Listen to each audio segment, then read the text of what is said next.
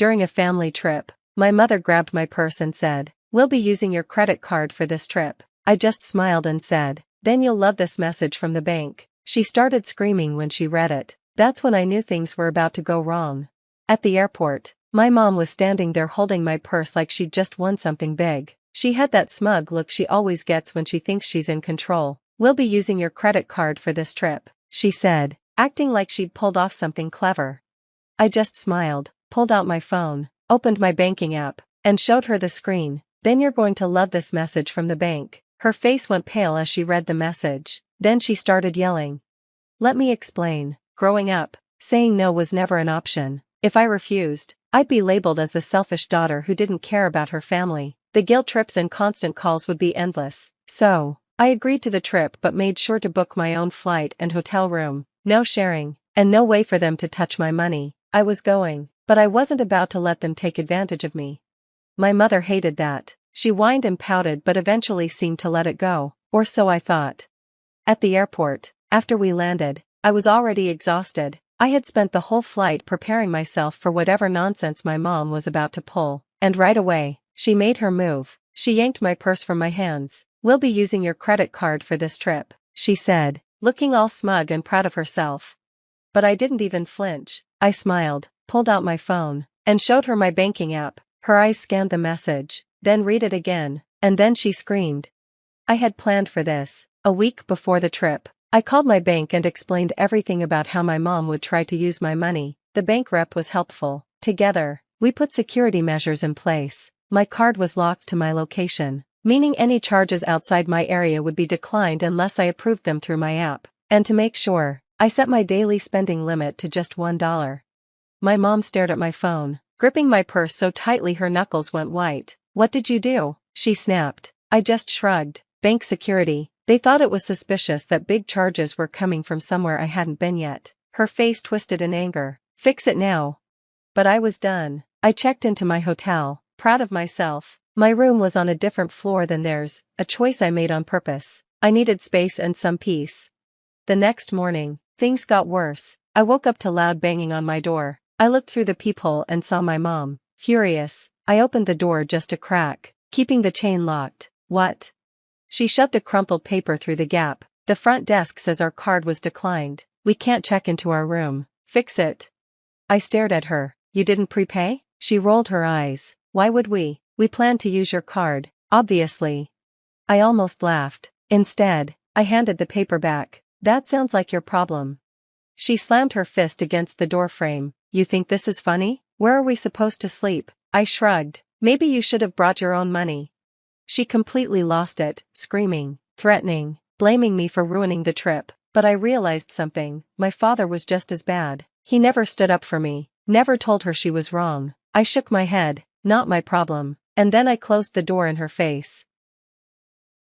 But she wasn't done. An hour later, my phone blew up with calls, texts, and voicemails. I ignored them all. Then came a knock on my door, a polite one this time. I looked through the peephole. It wasn't my mom or dad, it was hotel security. I sighed, already knowing what was coming. I opened the door. "What's the problem?" The security guy gave me a strained smile. "Your parents are at the front desk. They're saying you stole their money and left them stranded." I laughed. "You're joking, right?" He didn't laugh back. "They're insisting you let them stay in your room." "Oh, absolutely not." I crossed my arms. "Do they have proof I stole anything?" He hesitated. "Well, no, but..." I cut him off. "Then they're lying. I booked this room with my own money. They tried to steal from me, and now they're dealing with the consequences. Not my problem." He looked uncomfortable. "Look, I'm not trying to take sides, but they're saying they have nowhere else to go. The hotel is fully booked." I raised an eyebrow. "Still not my problem." Another voice spoke up. "She's right." The hotel manager appeared, a tired-looking woman with sharp eyes. "I checked the system. You paid for your room. Your parents didn't. If they can't pay, they'll have to leave."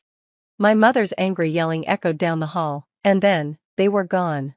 But my mother wasn't finished. That night, I went to the resort bar to get a drink. I was starting to relax when my phone buzzed, an alert from my bank. Attempted login from an unrecognized device. My stomach dropped, then another alert, password reset requested. I felt a chill run down my spine. I rushed back to my room, locked the door, and opened my banking app. Just as I suspected, someone, I wonder who, was trying to hack into my account. I quickly changed everything, new password, added extra security steps, and turned on all alerts. Then I called my bank and put a fraud alert on my account. Finally, I sent my mother a text, "Nice try, hope you enjoy the rest of your trip." No response, but the next morning, my dad called. "She says you locked her out of the bank." I smiled. "No, I locked me out of the bank. She just happened to be trying to break in at the time." Silence, then he sighed. "You know how she gets." "Yeah," I said, "and I'm done with it." That was when I decided to stop playing defense. It was time to fight back.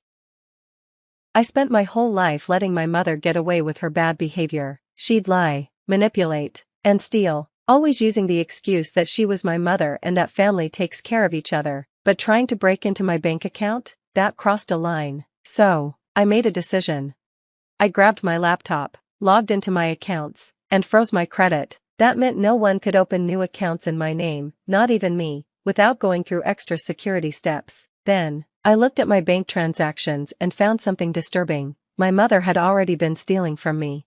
There were small withdrawals over the past 6 months, $20 here, $50 there, spread out so I wouldn't notice. I felt sick. Somehow, she had gotten my card information or convinced someone at the bank to give her access. I called my bank, reported the fraud, and asked them to check every account in my name. They reissued my card, changed my security questions, and blocked every device that had accessed my account, including my own. It was maximum security. Then, I texted my mother, "I found all the money you took. The bank is investigating. Expect a call soon." She replied instantly, saying, "How dare you? We're family. I didn't steal anything. You're being crazy." I ignored her. I had more work to do. I called my dad. He never defended me, but I needed to hear what he had to say. "Dad," I said, "did you know Mom was taking money from me?" He sighed. "She said you were helping us out." I didn't ask questions. "So, you knew?" I asked. More silence. "She said you'd be fine with it." I laughed bitterly. "Well, the bank isn't fine with it." His voice changed. "Wait, what did you do?" I reported it. "It's fraud. The bank is investigating." He panicked. You can't do that." "Watch me," I said. Then, things got worse. An hour later, my sibling called me. They were a few years younger, the golden child who never got treated like me. I hesitated before answering. "What?" I snapped.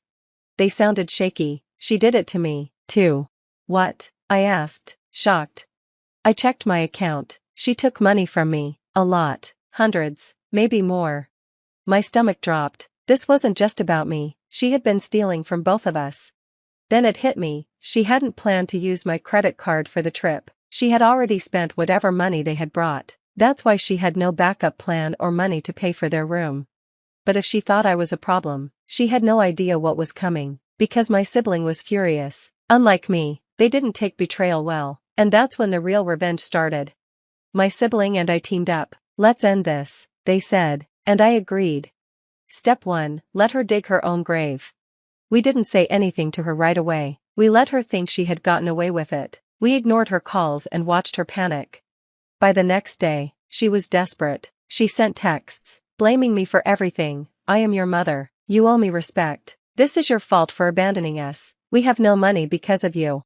Then she said something hilarious. "I called the bank and told them you made a mistake. They're going to unfreeze everything." I laughed. She had no idea the bank already knew she was lying. I had spoken to the fraud department personally. They were ready to stop her. But the best part? The real revenge was just beginning. Step 2, hit her where it hurts.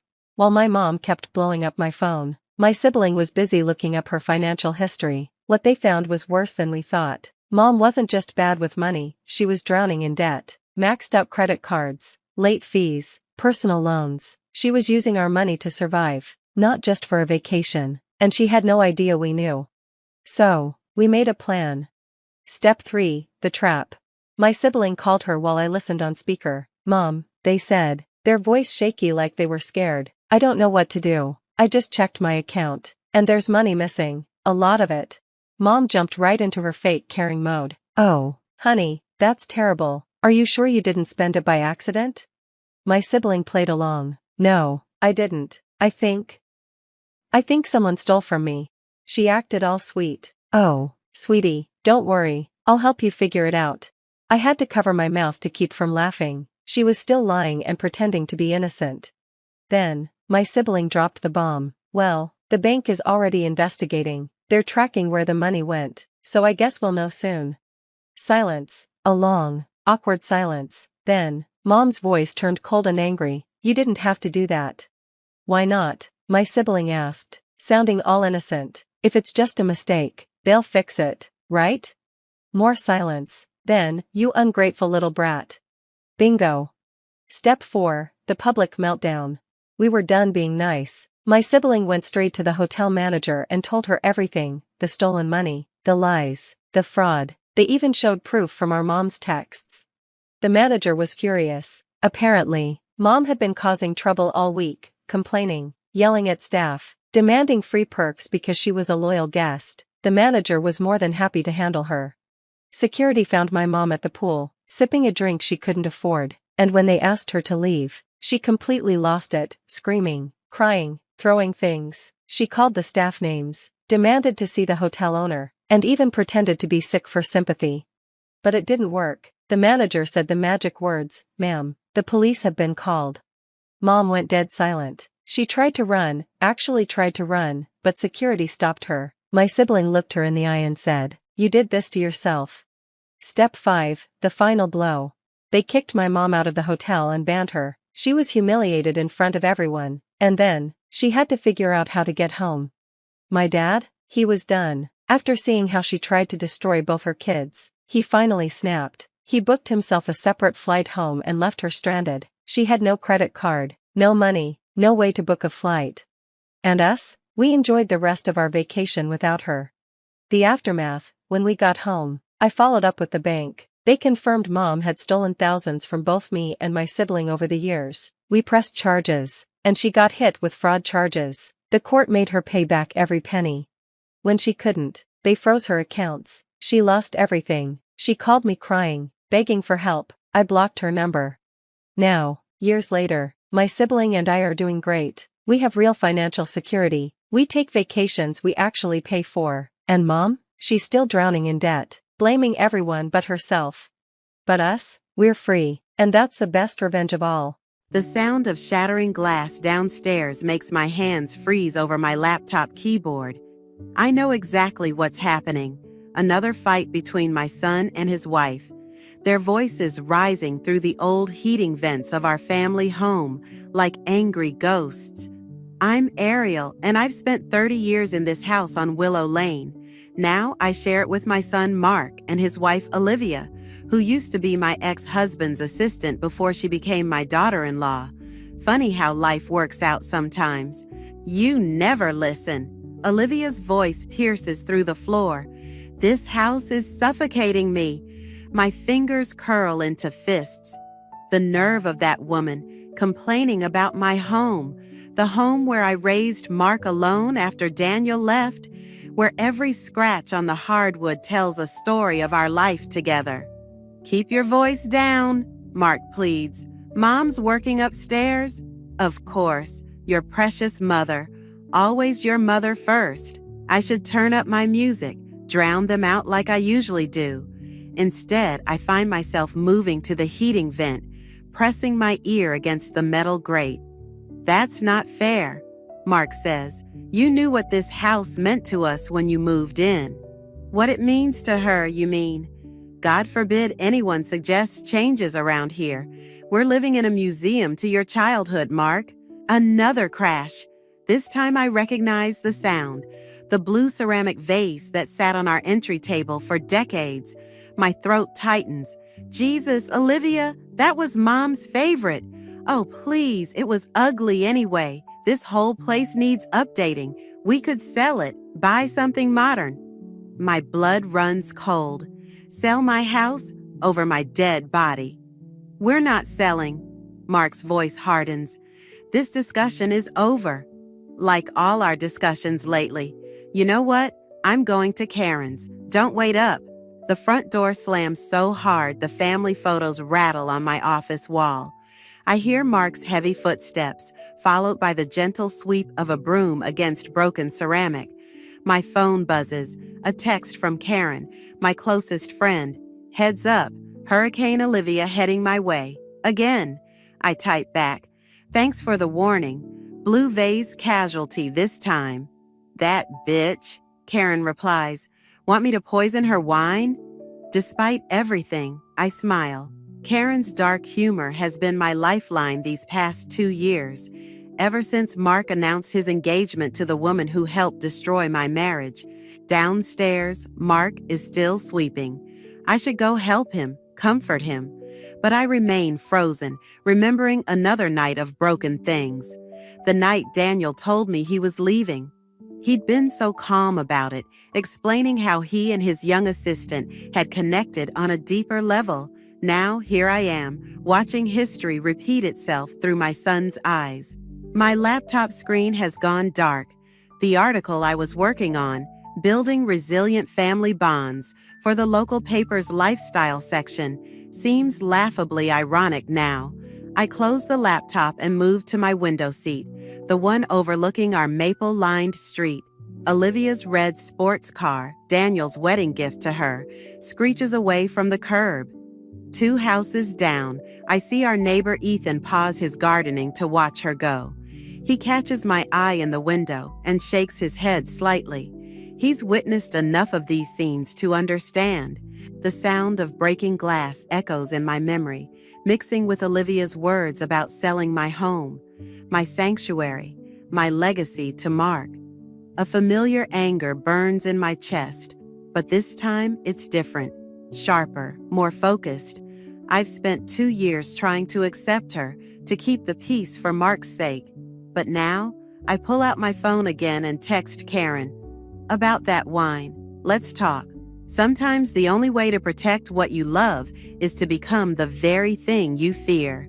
I've learned that lesson before. Time to put it into practice. 3 days after the vase incident, I'm pruning my roses when Daniel's black Mercedes pulls into the driveway. My garden shears snap shut with more force than necessary, severing a healthy stem along with the dead one. Still butchering those poor plants, I see. His voice carries that familiar note of amusement that used to make me smile. Now it just makes my fingers tighten around the shears.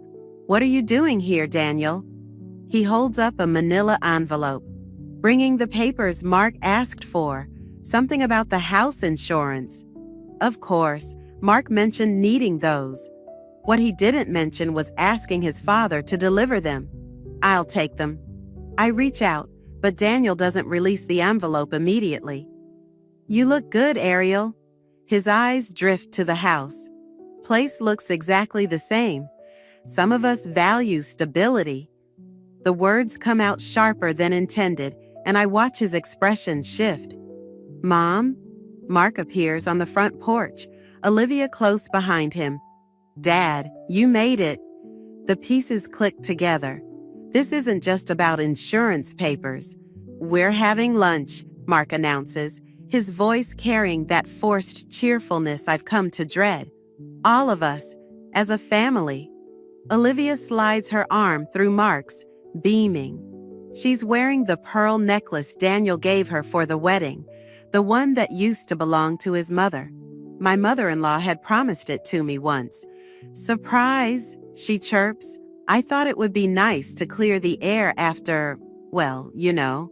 I do know. She wants to play happy families after destroying my vase and threatening to sell my home. The garden shears feel dangerous in my hand. I've made reservations at Bellamy's, Mark adds quickly. Your favorite place, Mom? Was my favorite place. Before Daniel took Olivia there while they were sneaking around behind my back. I have plans with Karen, I lie. I called Karen, Olivia interjects. She said you're free. Of course she did. My best friend, outmaneuvered by my son's wife. I'll need to have a word with Karen about loyalty. Please, Mom. Mark's eyes, so like his father's, plead with me. Just lunch. The 4 of us sit at a corner table at Bellamy's 30 minutes later. I order a martini, extra dirty. I'll need it. So, Daniel clears his throat. Mark tells me you're still writing for the paper? Among other things. I take a long sip. How's the accounting firm? Expanding. We just opened a new branch in... Oh, tell them about the promotion. Olivia interrupts, touching Daniel's arm with familiar ease. Daniel's made me head of client relations. The olive in my martini suddenly looks like a perfect projectile. That's wonderful news, Mark says, but his eyes dart to me. It is, I agree, my voice honey-sweet. Though I'm surprised you have time for work, Olivia, with all your plans for renovating my house. The table goes quiet. Olivia's smile tightens. Our house, she corrects gently, and I just think some updates would increase its value. Its value to whom? The martini glass clinks as I set it down too hard. The potential buyers you're so eager to find? Mom, Mark warns. No, let's be honest for once. I lean forward. That's what this lunch is really about, isn't it? Softening me up for the big pitch? What's next? Daniel offering to be the listing agent. Daniel shifts uncomfortably. Bingo. Actually, he starts, but Olivia cuts him off. We're pregnant. The words hit like a physical blow. Mark looks as stunned as I feel. Clearly, this wasn't part of the planned script. 8 weeks, Olivia continues, her hand moving to her still flat stomach. We need more space, Ariel. A nursery, a fresh start. My grandson or granddaughter. In my house, or rather, in whatever modern monstrosity Olivia plans to drive me from. I stand up, my chair scraping against the floor. Congratulations, excuse me. In the restaurant's elegant bathroom, I grip the marble counter and stare at my reflection. Behind me, the door opens. Olivia?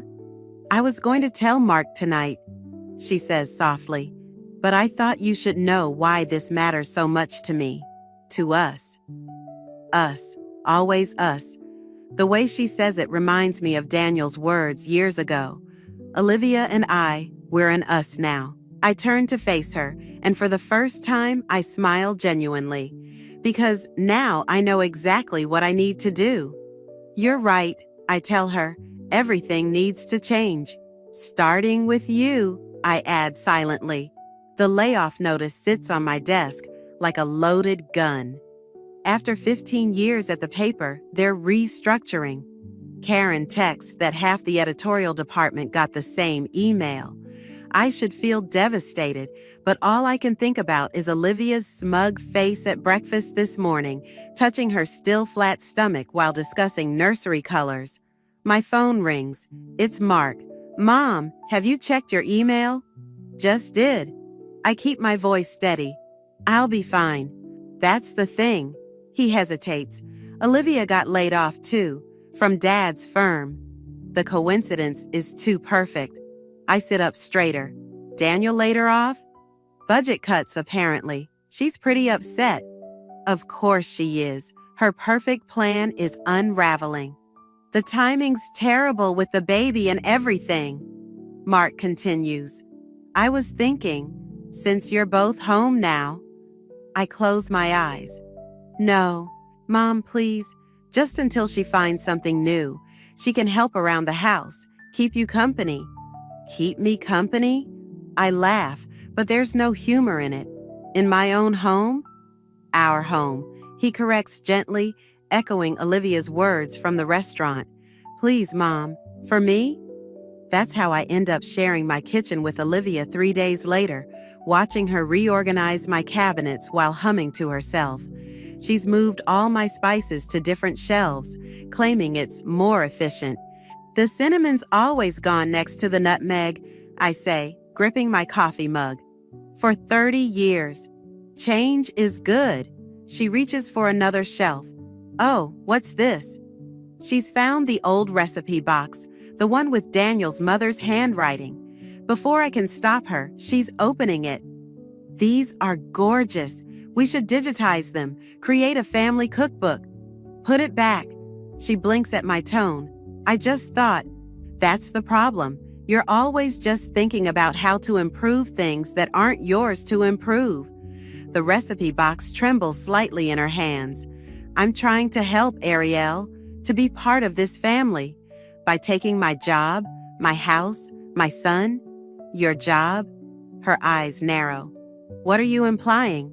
Quite a coincidence, don't you think? Both of us losing our jobs the same week you announce your pregnancy? She sets the recipe box down carefully. You think Daniel fired me because of you? I think nothing happens by accident where you're concerned.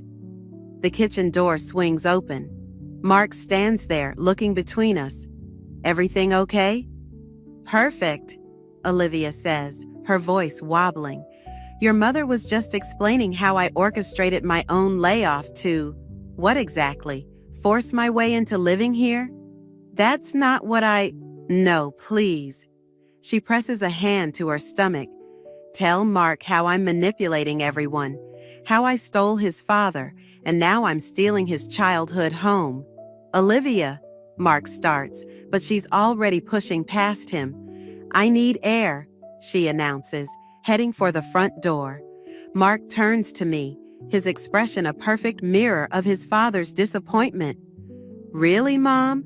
She's playing you, I snap, just like she played your father. She's carrying my child, and that makes her immune to criticism? The front door slams. Through the kitchen window, I watch Olivia hurry across the lawn. She stops at the sidewalk, one hand still on her stomach, the other wiping her eyes. Ethan, my neighbor, is getting his mail. He says something to Olivia, who shakes her head. Then he looks toward my window, catching my eye. His expression is unreadable. I know this is hard, Mark says quietly, but she's trying. And that's my baby she's carrying. Your grandchild. Can't you at least try, too? He leaves me alone in the kitchen. The recipe box sits where Olivia left it, slightly askew. I open it, finding the card for Daniel's mother's apple pie, the one Olivia always claimed was her specialty at family gatherings. My phone buzzes. A text from Karen. Heard about the layoff. Wine tonight? I look out the window again. Olivia's gone, but Ethan's still there, pretending to check his mail while watching my house. He's worked in human resources for 20 years. Maybe he'd know if layoffs at 2 different companies could really be coincidental. I text Karen back. Rain check. Have some research to do. Then I take a photo of the recipe card and send it to Mark with a simple message. Ask your wife to make this for dinner. Grandmother's special recipe. See what she says. Sometimes the truth hides in the smallest details, and I'm done being the only one who sees them. The real estate brochure falls from between Olivia's pregnancy journal, scattering glossy photos of modern homes across my bedroom floor. I shouldn't have been snooping, but something about her whispered phone calls in the garden drew me to search her things while she was at her prenatal appointment. My hands shake as I gather the papers. 3 properties, all newly built, all with perfect for growing families, splashed across their descriptions. On the back of one, Olivia's handwriting, possible comps for Willow Lane listing. The front door slams downstairs. Ariel, you home? I stuff the brochures under my sweater just as Olivia appears in my doorway, glowing with that particular radiance that makes Mark look at her like she's made of gold. What are you doing in my room? Her voice stays sweet, but her eyes narrow. My room, I correct her. My house, remember? She rests one hand on her slightly swelling belly. The doctor says stress isn't good for the baby. Neither is lying to my son. I don't know what you mean. She moves closer, and I catch a whiff of Daniel's favorite perfume on her. But since you're here, I wanted to discuss some ideas for the nursery. This room has the best light. My room. The baby needs space, Ariel. We all do. Surely you can understand that. The brochures crinkle against my ribs as I step around her. I understand perfectly. I find Mark in his home office, focused on his laptop. He doesn't look up when I enter, probably expecting Olivia with another paint sample or nursery design. Your wife's been house hunting. That gets his attention. What? I pull out the brochures, letting them fall onto his keyboard. She's already pricing out our home's value. Mom, these could be for, read the notes on the back. He does. His face doesn't change, but his shoulders tense. I'll talk to her. Like you talked to her about the recipe? Did she ever make that pie? She wasn't feeling well. She never feels well when proof might expose her lies. Mark pushes back from his desk. Stop, just stop. You're seeing conspiracies everywhere. Because they're everywhere. First our jobs, now this. Actually, he cuts in. About that, Dad called. He's offering Olivia her position back, with a promotion. The room tilts slightly. Of course he is. What's that supposed to mean? Ask yourself why Daniel would fire her, then rehire her weeks later with better pay. Unless it was all orchestrated to force her to move in here. Or maybe, Mark's voice hardens, he recognizes her talent and wants to support his family, his grandchild. My phone buzzes, a text from Ethan. Found something interesting about those layoffs. Coffee? You're not listening to me, I tell Mark, but he's already turning back to his work. No, Mom, you're not listening to anyone but yourself. I leave him there, crossing the lawn to Ethan's house. He's waiting on his porch with 2 steaming mugs and a manila folder. Your ex-husband's firm never had layoffs, he says without preamble. I checked with industry contacts. Olivia was the only one let go. My hands curl around the hot mug. And the newspaper? That was real. But the timing? He slides a document from the folder. Daniel bought shares in the parent company 3 months ago, enough to influence board decisions. The coffee burns my throat. He orchestrated both layoffs. Looks that way? Question is, why? From across the street, I see Olivia watching us through my living room window. She lifts her hand in a small wave, almost taunting. Because she needed a reason to move in, I say, to take over, and Daniel's helping her do it. Ethan studies me carefully. What are you going to do? I think of the brochures, the recipe test, the careful manipulation of my son. I'm going to prove it, all of it. Be careful, he warns. Pregnant women make sympathetic victims. And what about mothers protecting their children? What do we make? His answer is lost in the sound of a car door. Daniel's Mercedes pulls into my driveway, and Olivia hurries out to meet him. They speak briefly, heads close together, before she glances our way again. I stand, leaving my coffee untouched. Thank you for this. Ariel. Ethan's voice stops me. Sometimes the best revenge isn't what you do to others. It's what you prevent them from doing to you. I nod, watching Daniel and Olivia disappear into my house, into my son's life, into my carefully built world. Prevention might be too late, but revelation? That's just beginning. Ethan's laptop screen glows in his darkened kitchen as he shows me the email thread he recovered. My hands grip the counter so hard my knuckles whiten. 3 months before your layoff, he points out, Daniel and Olivia planning everything. The emails detail their scheme, orchestrated job losses, the calculated pregnancy announcement, even the real estate agent they'd contacted about Willow Lane's potential market value. There's more, Ethan says quietly, about Mark's job. My head snaps up. What about it? Daniel's been blocking his promotion opportunities, keeping him dependent, tied to the house. A car door slams outside. Through Ethan's window, I watch Olivia waddle up my driveway, shopping bags in hand. 4 months pregnant now, and she's wearing it like a crown. I need copies, I tell him. Ariel. He closes the laptop. What are you planning? The shopping bags rustle as Olivia struggles with her keys.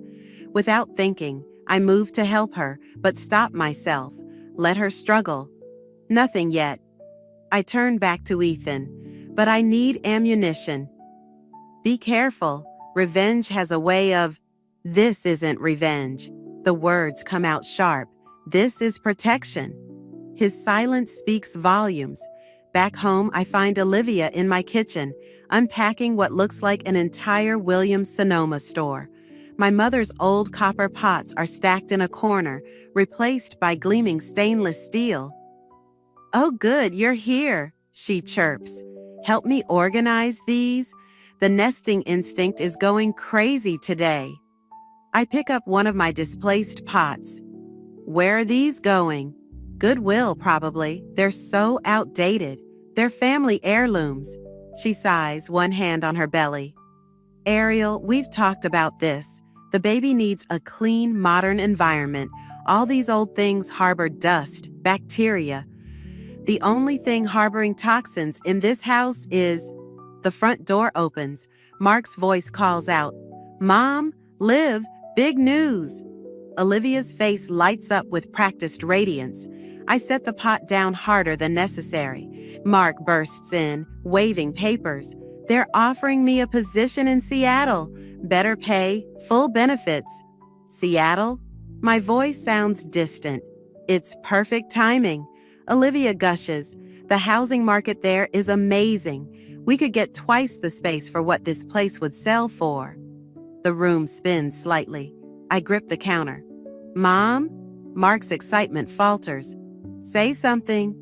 "Your father knows about this offer?" "He recommended me for it." Mark beams. "Said it's time I spread my wings." Of course he did. Get Mark out of the way. Let Olivia handle the sale. Daniel's fingerprints are all over this. "We can't leave you alone in this big house." Olivia adds sweetly, "It's not safe. You should sell. Get something manageable. Near us, maybe?" My phone buzzes. Another text from Ethan. "Found the real estate listing. They've already taken photos." "Mom?" Mark touches my arm. "You okay?" I look at my son, Daniel's eyes, my stubborn chin, and see the boy who once promised never to leave me like his father did. Then I look at Olivia, wearing Daniel's mother's pearls while plotting to erase every trace of our family's history. "I need air," I manage, pushing past them. In the garden, my roses are gone, replaced by Olivia's drought-resistant landscaping. The maple tree where Mark carved his initials, scheduled for removal next week. Every change small enough to seem reasonable, but together forming a complete erasure. My phone buzzes again.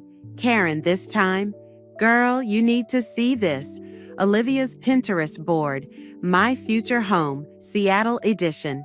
"Your furniture's not in any of the photos." I sink onto the patio steps, surrounded by unfamiliar plants in a garden I no longer recognize. Through the kitchen window, I watch Mark hold Olivia from behind, his hands on her growing belly, while she continues unpacking her new kitchen equipment. The copper pots catch the afternoon light. 5 generations of family dinners, holidays, celebrations, reduced to Goodwill donations. I pull up Ethan's email screenshots, then open my contacts. Daniel's number stares back at me. One call could expose everything: the manipulation, the scheming, the calculated destruction of my world. But would Mark believe it? Or would I become the bitter ex-wife, the difficult mother-in-law trying to sabotage his happiness? My finger hovers over Daniel's number. In the kitchen, Olivia laughs at something Mark says, her hand protectively cradling her stomach. My grandchild, the ultimate shield. I press call. Sometimes protection requires destruction, and I've learned from the best. The baby shower invitations mock me from my kitchen table, pink and gold foil, announcing a welcome baby girl celebration in my home this weekend. My home, which Olivia has transformed into something unrecognizable, all without asking. I pick up one invitation. The party date is circled in red, the same day as my wedding anniversary. Daniel would remember that. Olivia, too. My phone buzzes with Daniel's response to last night's call. "Let's discuss this in person. Coming by this afternoon." The doorbell rings just as I'm pouring my second bourbon. Olivia's voice floats up from downstairs, greeting guests for what she calls a pre-shower planning committee. I don't move from my study. Let them plan their party. Let them celebrate the next generation of manipulation. "Mom?" Mark knocks softly. "Everyone's asking for you." "I'm working." He opens the door anyway, frowning at the bourbon. "It's 2 in the afternoon. It's 5 o'clock somewhere. I sound like my mother. God help me. Dad's downstairs." Of course he is. The gang's all here. Downstairs, the living room has been transformed into a pink wonderland. My antique furniture is pushed against walls, replaced by rented chairs. Family photos are gone, switched out for tasteful abstracts. Olivia holds court from my favorite armchair, her hand resting on her prominent belly. "Ariel, finally joining us?" The room falls quiet. Karen's here, not meeting my eyes. Ethan's sister, Emma, who's apparently now Olivia's best friend. Even my old book club members gathered around Olivia like moths to a flame. Daniel stands by the fireplace, examining the new artwork. He turns, and for a moment, I see recognition flash across his face. He remembers what used to hang there, our wedding portrait.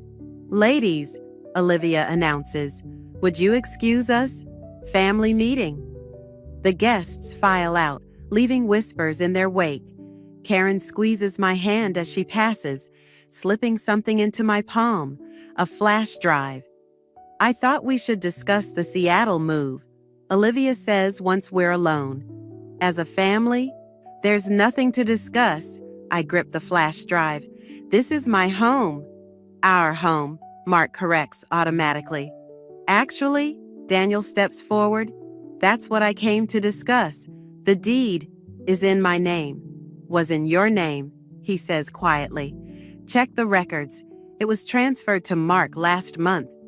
The room tilts. "That's impossible. I never signed." "You did." Olivia's voice is gentle. "Remember that insurance paperwork for the renovation permits?" My legs give out.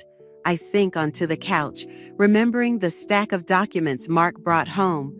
I'd trusted him, signed without reading. "It's for the best," Daniel says. "You're not getting younger, Ariel. Seattle has excellent retirement communities. Get out." My voice shakes.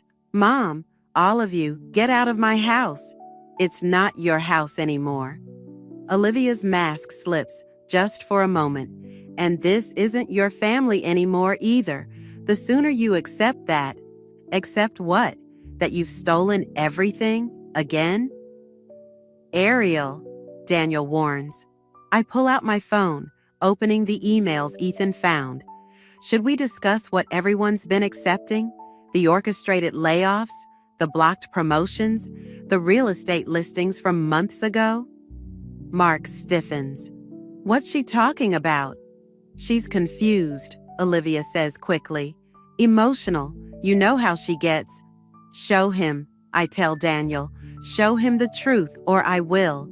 Daniel's face hardens. "You really want to do this? Now? With your grandchild at stake?" The threat hangs there. My grandchild.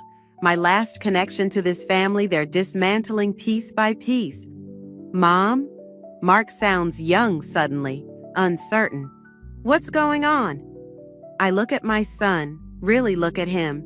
See the boy who needed protection, who's become a man being manipulated by the people who should love him most. My finger hovers over the email forward button.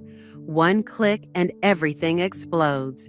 The truth about Daniel and Olivia's scheme. The carefully orchestrated destruction of my life. The betrayal that goes deeper than anyone suspects.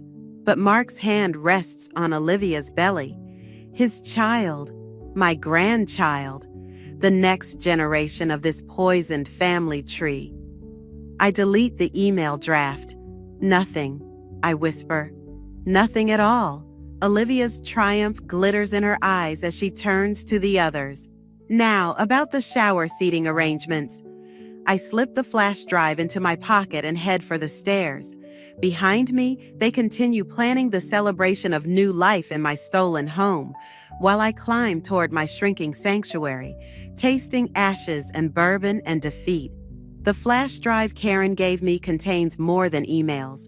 There are photos, dozens of them. Olivia with Daniel dated long before their supposed affair began. Bank statements showing joint accounts opened years ago. And most damning, documentation of their plan to manipulate Mark's career, my layoff, everything. I'm studying these at Ethan's kitchen table when Olivia appears in his doorway. Breaking and entering now? I ask without looking up. Door was open. She waddles in, heavily pregnant. We need to talk. About how long you and Daniel were really together, or about how you orchestrated my son's entire life. Her hand moves protectively to her belly. You don't understand? I understand perfectly. I turn the laptop so she can see the photos. You've been playing us for years. She doesn't deny it. Instead, she sinks into a chair, suddenly looking very young. Daniel promised he'd handle you. Handle me? I laugh. Like he handled Mark's career, blocking promotions, arranging that Seattle job?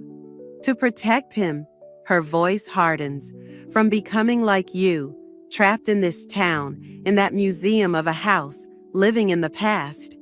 You mean protecting your investment? How much is my home worth to you, Olivia? Was it worth destroying my family? Your family? She leans forward. You lost your family the moment you chose that house over Daniel, over Mark.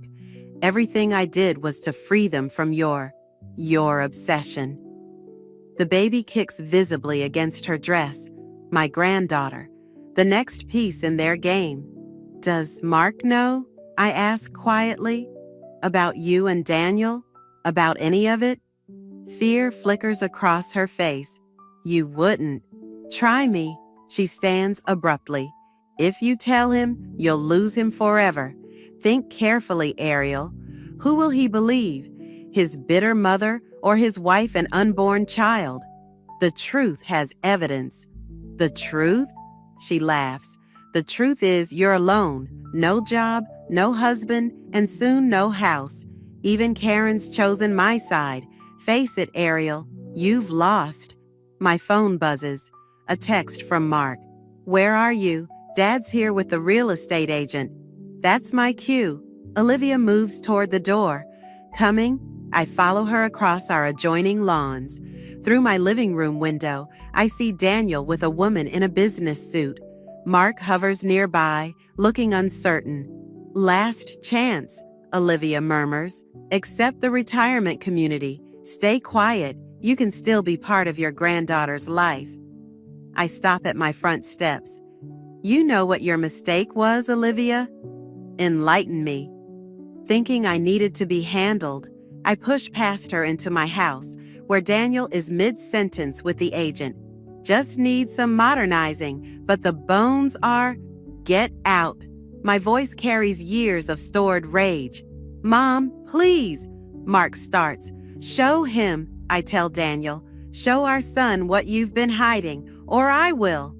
Daniel's face darkens. Ariel, think about what you're doing. I have. I turn to Mark. Your father and Olivia have been together for years. Before the affair, before the divorce. They've been manipulating your life, your career, everything. She's lying, Olivia says quickly. The pregnancy hormones. I pull out my phone, opening the files. Bank statements, photos, emails, everything. Mark takes the phone slowly. I watch his face as he scrolls. Confusion, disbelief, devastation. Mark, honey. Olivia reaches for him. He jerks away. How long? Son. Daniel steps forward. How long? The silence stretches. Finally, Olivia whispers, 5 years. Mark's hand shakes. Before college graduation? Before you helped me get my job? We wanted to help you, Daniel says, guide you toward a better life. By lying, manipulating? Mark's voice breaks. My whole life is a setup? The baby, Olivia touches her stomach. Is she even mine? The room freezes. Olivia's face goes white. And there it is, the question nobody wanted to ask, the final piece of their carefully constructed facade. Mark looks at his father, at his wife, at the life they built on lies. Then he hands me back my phone and walks out the front door. Mark, Olivia moves to follow. Let him go, I say quietly. For once in his life, let him choose his own path. The real estate agent slips out awkwardly. Daniel stares at the space where our son stood. Olivia sinks onto my couch, tears streaming. Sometimes revenge isn't about winning. It's about revealing the truth and letting the pieces fall where they may. I head upstairs to pack, leaving them with the wreckage of their perfect plan. Behind me, Olivia's sobs echo through my not-quite-lost home. The DNA test results sit unopened on my kitchen table while I make tea in my mother's old copper pot. Outside, the maple tree Mark tried to save still stands, its leaves turning gold in the October light. The front door opens. Mark's footsteps, then a pause at the kitchen threshold. You kept the pots, he says. Some things are worth keeping. I pour 2 cups. How's the new job? Different. He sits across from me, eyes on the envelope. Is that? I slide it toward him. Your choice. His hands shake slightly as he breaks the seal. I watch his face as he reads, remembering the day he first rode his bike under that maple tree, the day he graduated, the day he brought Olivia home. All those moments that seemed pure once, now tainted by manipulation.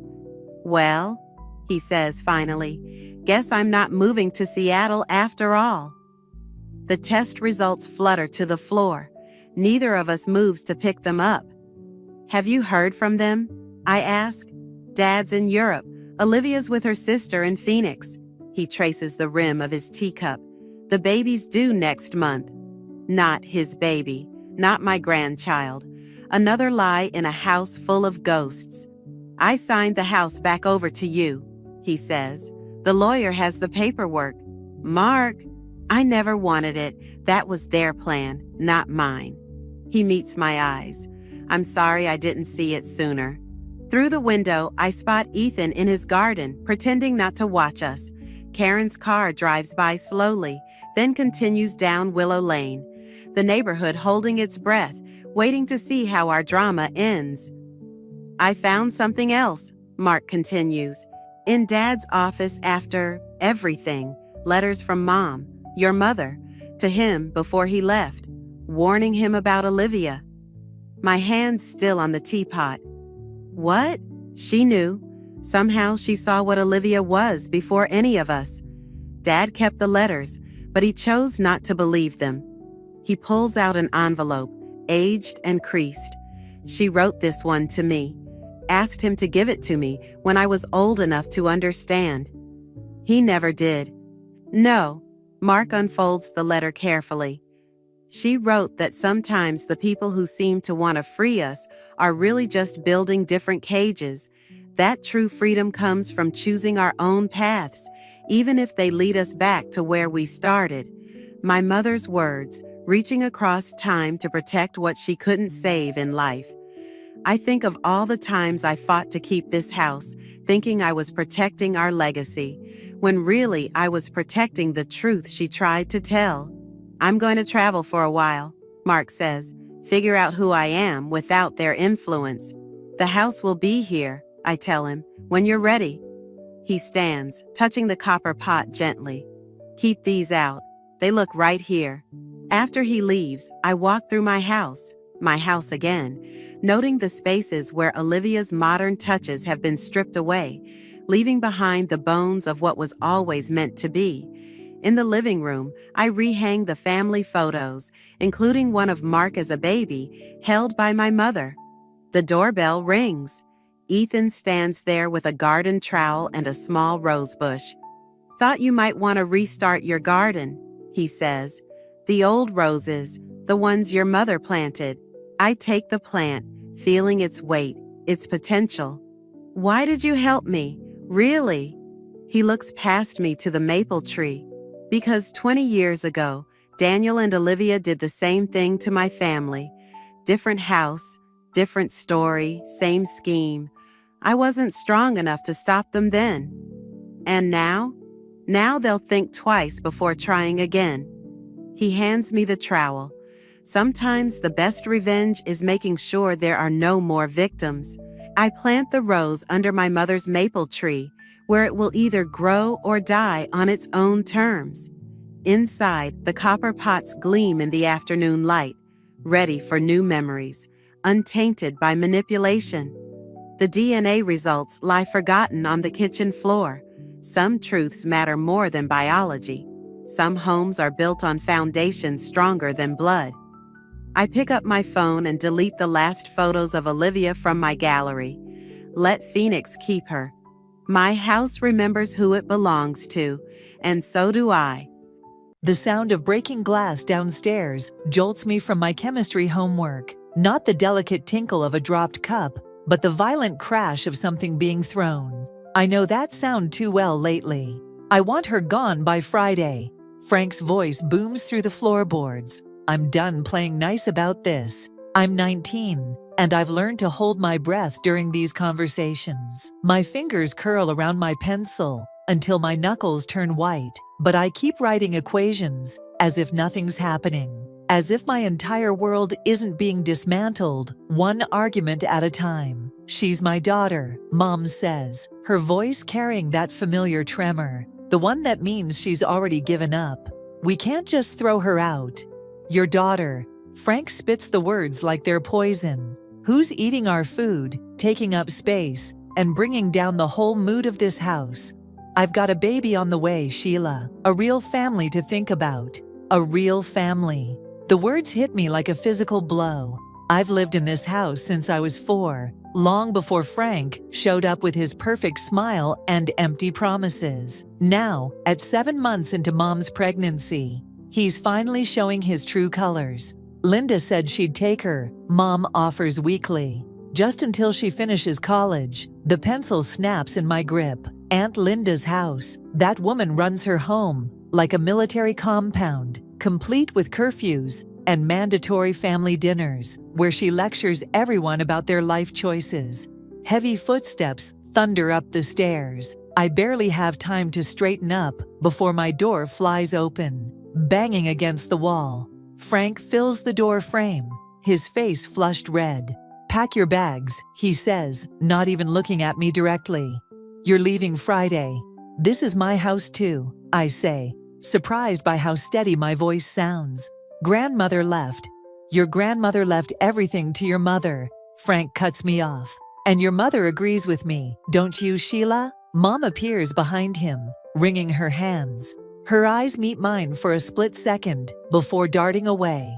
It's just temporary, honey, until things settle down. Things? I stand up slowly. You mean until the baby comes? Until I'm completely erased from this family. Don't be dramatic, Frank scoffs. You're an adult now, time to stand on your own 2 feet. I look around my room, at the photos on the walls, the books on the shelves, the entire life I've built here. And if I refuse, Frank steps closer, lowering his voice. Then I'll have you removed, legally, your choice. Mom makes a small sound of protest, but she doesn't move to stop him. She never does anymore. I'll need more than 2 days, I say, fighting to keep my voice level, to pack everything. Take what you need for now. The rest can wait. Frank's tone suggests the rest might disappear if I don't move fast enough. Linda's expecting you Friday evening. They leave without another word, closing the door behind them. I sink onto my bed, my hands shaking as I pull out my phone and text Tina. It's happening. They're kicking me out. Her response comes quickly. OMG, what? Want me to come over? I stare at the message, thinking about Grandmother Margaret's last words to me before she died. Sometimes the best revenge is patience, dear. Watch, wait, and when the moment comes, strike true. I type back, no, I need to handle this myself. Standing up, I walk to my closet and pull out the small lockbox hidden behind my winter clothes. Inside is Grandmother's letter, The one I haven't shown anyone yet. The one that changes everything. You want me gone, Frank? I whisper to myself, running my fingers over the sealed envelope. Be careful what you wish for. Friday isn't going to go the way they expect. Not at all. Aunt Linda's house smells like artificial lavender and disappointment. She stands in her pristine foyer, clipboard in hand, as if I'm checking into a prison rather than moving in with family. Rule number 1, she says, tapping her pen against the paper. Curfew is 9 o'clock sharp. No exceptions. I shift my duffel bag on my shoulder, the weight of grandmother's letter pressing against my hip through the hidden pocket. I have evening classes that end at 8:30. Then you'll need to run. Her lips twist into what might be a smile. Rule number 2, you'll participate in family dinner every evening at 6. That means being present and engaged, not hiding behind your phone. The clock on her wall ticks loudly in the silence as she continues down her list. Each rule feels like another bar in a cage. No visitors without prior approval, mandatory church attendance, weekly progress reports on my life goals. And of course, she adds, you'll contribute to household expenses. $300 monthly should cover it. My fingers curl into fists. Mom said, your mother isn't here. Linda's voice carries an edge sharp enough to cut. And frankly, given her poor judgment lately, I wouldn't put much stock in her promises. She leads me upstairs to what she calls my temporary accommodation. A narrow room that looks more like a closet with a window. The walls are bare, except for a cross above the single bed, and the desk barely has space for my laptop. Dinner's in 30 minutes, she announces. I expect you cleaned up and properly dressed. No jeans at the table. After she leaves, I pull out my phone to text Tina, but there's no signal. Of course, I move to the window and finally get one bar. In hell, send help. The response comes quickly. That bad? Before I can reply, Linda's voice carries up the stairs. Ariel, phone away and come help set the table. I stuff my phone in my pocket and head downstairs, where Linda's arranging plates with military precision. She hands me a stack of napkins without looking up. Your mother called while you were unpacking, she says casually. They're converting your old room into the nursery. Frank asked if you wanted any of your remaining things or if they should donate them. The napkins crumple in my grip. They can, and they are. She straightens a fork that was already perfectly aligned. It's time to accept your new reality, Ariel. This attitude of yours won't serve you here. I force myself to smooth out the napkins, placing them beside each plate while my mind races. They're erasing me, piece by piece, thinking I'll just accept it, like Mom accepts everything Frank does. Linda's husband, George, arrives home just before 6, barely acknowledging my presence, before taking his seat at the head of the table. Linda serves some kind of casserole that tastes like cardboard and expectations. So, George says between bites, Linda tells me you're studying chemistry? Yes, waste of time, he interrupts. Should be learning something practical, business maybe, or nursing, if you insist on science. Linda nods approvingly. I've been saying that. All those student loans, for what? To mix chemicals in a lab? Actually, I say, keeping my voice steady. Grandmother Margaret left money for my education. No loans needed. The silence that follows is deafening. Linda's fork scrapes against her plate with a sound like nails on a chalkboard. That's not possible, she says finally. Mother's estate was quite clear, was it? I meet her gaze across the table. Because grandmother told me lots of interesting things before she died. About the estate, about the family, about you. Linda's face pales slightly, but she recovers quickly. Well, clearly she was confused near the end. Now about your contribution to the household. I think I'll wait to discuss that until I've had a chance to review grandmother's paperwork, I say, watching her reaction carefully. All of it. She sets down her fork with a sharp click.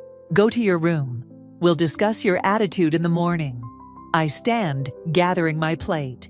Good night, Aunt Linda, Uncle George. Thank you for dinner. In my room, I finally pull out grandmother's letter. running my fingers over the seal. Not yet, I think.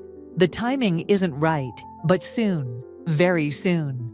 My phone buzzes. Another text from Tina. Need an escape plan? I smile as I type back, no, need a revenge plan. And I think I just found my first weakness to exploit. After 2 weeks of Linda's suffocating rules, I finally break the seal on grandmother's letter. My hands tremble as I read it in the pre-dawn darkness, using my phone's flashlight under the covers like a child with a forbidden book. The truth hits like a physical blow. Legal documents fall from the envelope. Adoption papers, property deeds, bank statements, my name over and over, not just as a beneficiary, but as Margaret's legally adopted daughter.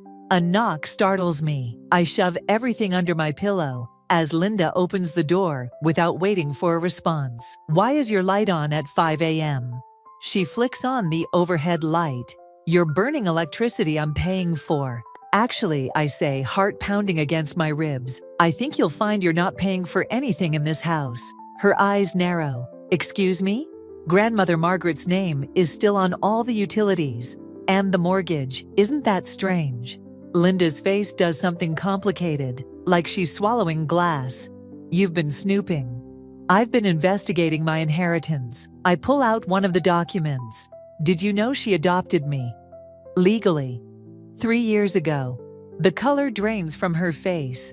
That's impossible. She wouldn't, but she did. I stand up, finding strength in her uncertainty. And according to these papers, this house belongs to me. Linda snatches the document from my hand, scanning it frantically. These could be forged. You think you can just... Morning. A male voice calls from outside. Through the window, I see David, the next-door neighbor, collecting his newspaper. Linda freezes. David's a real estate lawyer, isn't he? I ask innocently. Maybe we should ask his opinion. This is ridiculous, Linda hisses, but her hands are shaking.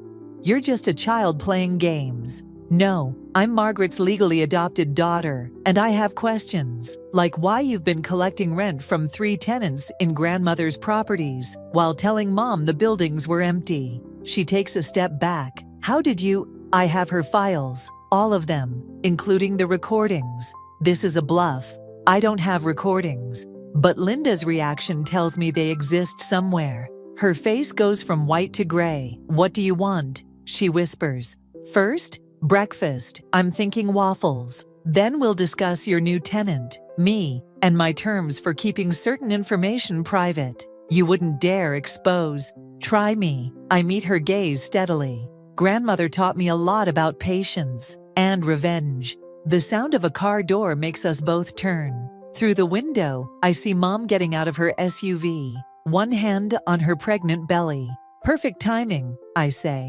Should we share the news about my adoption over breakfast? Linda grabs my arm, her nails digging in. Wait, just wait. We can discuss this privately, like you discussed things privately with Frank, convincing him that kicking me out was the only option. Her grip loosens in surprise. How did you?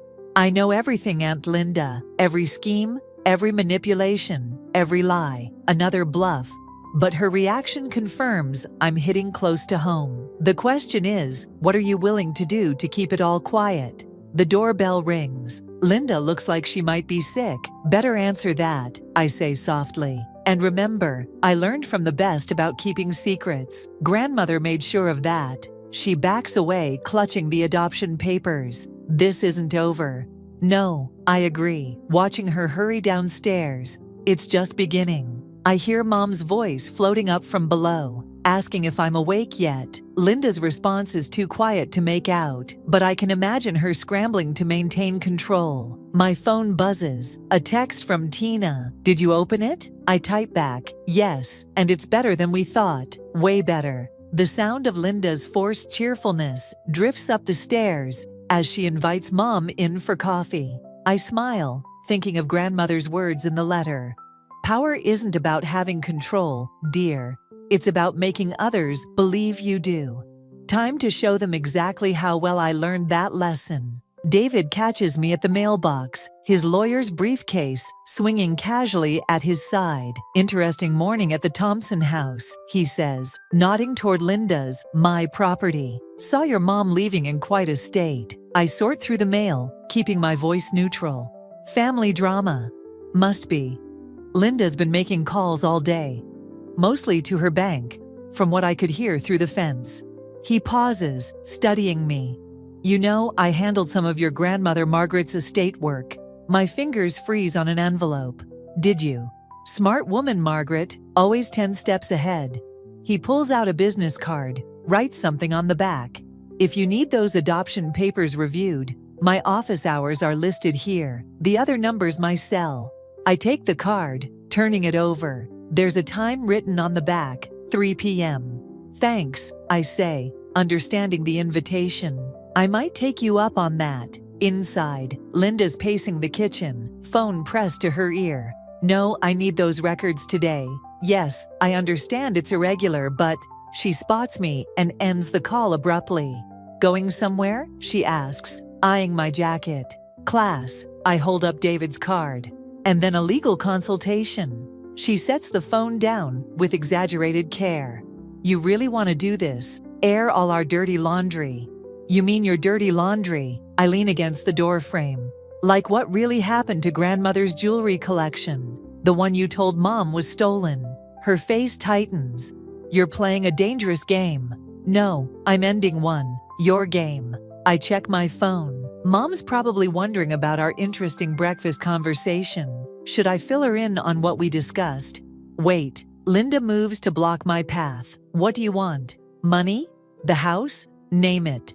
I study her desperate expression, remembering all the times she lorded her power over others. Over Mom, over me. "I want everything," I say softly. "Everything you took, everything you lied about, everything you thought you could get away with. You ungrateful little..." "Careful," I cut her off. "Remember who owns these walls now." The front door opens. George, returning early from work. Linda's eyes widen in panic. "Don't," she whispers. "He doesn't know about the properties, about the money I've been keeping from him." I finish. Imagine that, secrets in a marriage. George appears in the kitchen doorway, frowning at the tension. "Everything okay here?" "Perfect," I say brightly. "Aunt Linda and I were just discussing inheritance law." "Did you know?" "Nothing important," Linda interrupts. "Ariel was leaving for class, weren't you?" I shoulder my bag, enjoying her discomfort. "We'll continue this later." "Oh, and I invited Mom over for dinner. Hope that's okay, since it is my house now." I leave them in the kitchen, Linda's frantic explanation fading behind me. Outside, I check the time. 2 hours until my meeting with David. Just enough time to visit the bank, where grandmother kept her safe deposit box. The key was hidden in the adoption papers, along with a note. "For when the truth becomes your weapon." My phone buzzes with a text from Mom. "Linda called. Said you're making strange claims. We need to talk." Another from Frank. "Stop causing trouble, or there will be consequences." And finally one from Tina. "Holy shit, they're freaking out. What did you do?" I smile, pocketing my phone. Without responding, let them stew in their uncertainty. Let them wonder what else I know, what evidence I have. Grandmother's voice echoes in my memory. "Patience, dear one. The best revenge isn't swift or violent. It's watching them destroy themselves with their own fears." I head toward the bank, my steps light with purpose. Linda's desperate face, Frank's threats, Mom's confusion, all pieces falling into place. But David's involvement adds a wild card I hadn't expected. What else did grandmother tell him? What other surprises wait in that safe deposit box? The weight of the key in my pocket feels like possibility, like power, like justice, or maybe just revenge. Right now, I'm not sure I care which. The safe deposit box contains exactly 3 items: a USB drive, a small leather journal, and a silver locket I remember from grandmother's neck. My hands shake as I plug the drive into my laptop in David's office.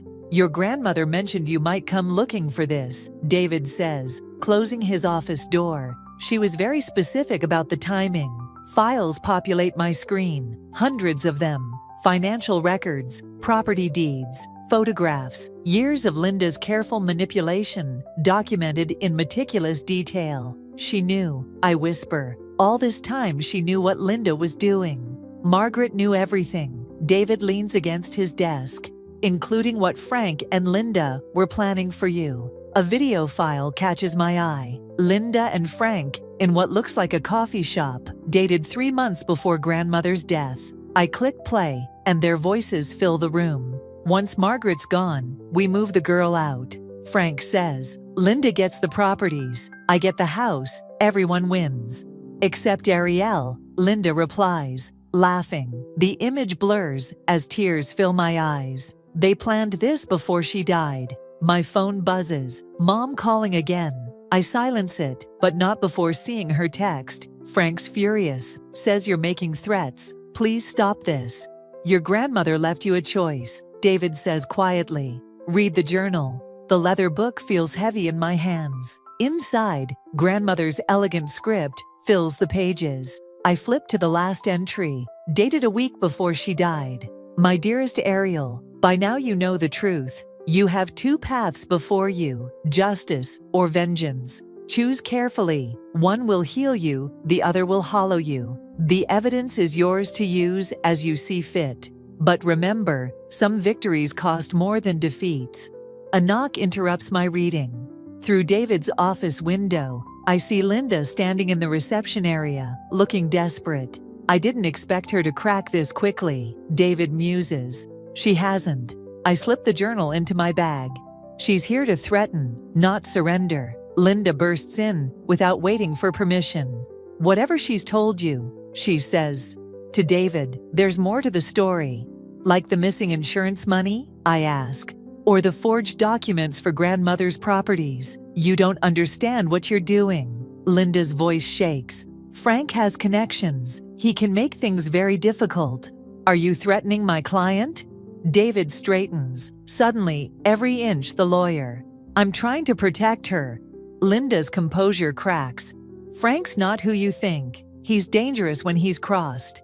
A chill runs down my spine. What do you mean, dangerous? Ask your mother about the accident. Linda's eyes dart between us. The one that really killed your father. The room seems to tilt. My father died of a heart attack. Is that what Sheila told you? Linda laughs bitterly. God, you're as naive as she was. Frank had debts. Your father knew too much. You're lying. But my voice sounds hollow. Check the USB, Linda says. Margaret had proof. Why do you think she adopted you? She was trying to protect you from him. My phone buzzes again. Tina this time. Your mom just showed up at my place looking for you. She's crying. Time's up, Linda, David says firmly. I suggest you leave before I call security. She backs toward the door. Just be careful, Ariel. Some secrets are buried for a reason. After she leaves, I sit heavily in David's guest chair. Could she be telling the truth? About Frank? David hands me a file from his desk. Your grandmother thought so. That's why she left you this. Inside is a police report I've never seen before. My father's name, Frank's, a suspicious accident that was never fully investigated. My revenge against Linda suddenly seems small, petty even. What if I've been focusing on the wrong enemy all along? What do I do? I whisper. David's expression is grave. That depends. Do you want justice or vengeance? I touch the locket in my pocket, remembering grandmother's words about choices and costs. The weight of her legacy, both the truth she uncovered and the weapons she left me, settles heavily on my shoulders. My phone lights up with another text from Mom. Please come home. We need to talk about your father. Sometimes I realize revenge isn't about destroying your enemies. Sometimes it's about exposing the truth, no matter who gets burned in the process, even if that someone is you. I find Mom waiting in Tina's apartment, her face streaked with tears. The police report burns in my bag like a live coal. Did you know? The words come out before I can stop them. About Dad's accident? She flinches as if I'd struck her. Who told you? Does it matter? Did you know Frank was involved? It's not that simple. Her hands flutter to her pregnant belly, protective. You don't understand what it was like back then. Then explain it to me. I remain standing while she sits, needing the height, the distance. Explain how you married the man who, he protected us. Her outburst echoes in the small room. Your father's gambling debts. There were dangerous people involved. Frank made it all go away. By making Dad go away. I didn't know. Her voice cracks. Not until after. Frank said it was an accident, that he tried to help. A key turns in the lock, Tina returning. But the door opens to reveal Frank instead, his bulk filling the door frame. My heart stutters. How did you get in? I back away instinctively. He holds up a key. Your friend should be more careful about where she leaves her spare. His smile doesn't reach his eyes. We need to talk about these accusations you're throwing around. Frank, please, Mom starts, but he cuts her off with a look. I've been patient, he says, closing the door behind him. Tolerant. But you're becoming a problem, Ariel, just like your father was. Is that a threat? I reach for my phone, but it's not in my pocket. I'd left it charging in Tina's room. It's a fact. He moves further into the room.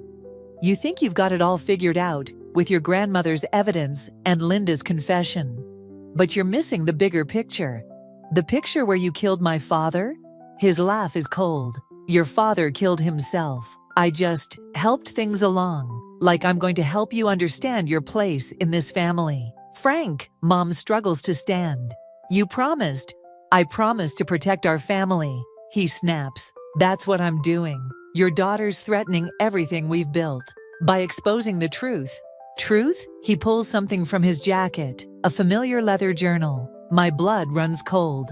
You mean like the truth in here, about how your precious grandmother was embezzling from her own company, how she manipulated everyone around her.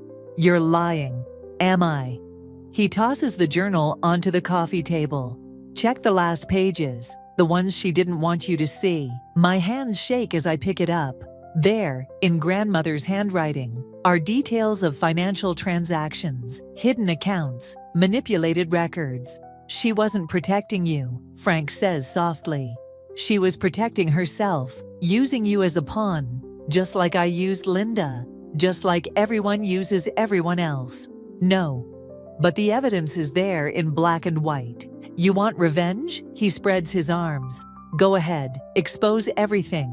But remember, the truth burns everyone it touches, including you, including your mother, including your grandmother's precious legacy. Mom's crying quietly now, one hand pressed to her mouth. The weight of it all, the lies, the manipulations, the generations of betrayal, crashes down on me. What do you want? My voice sounds hollow, defeated. Sign over the properties, all of them.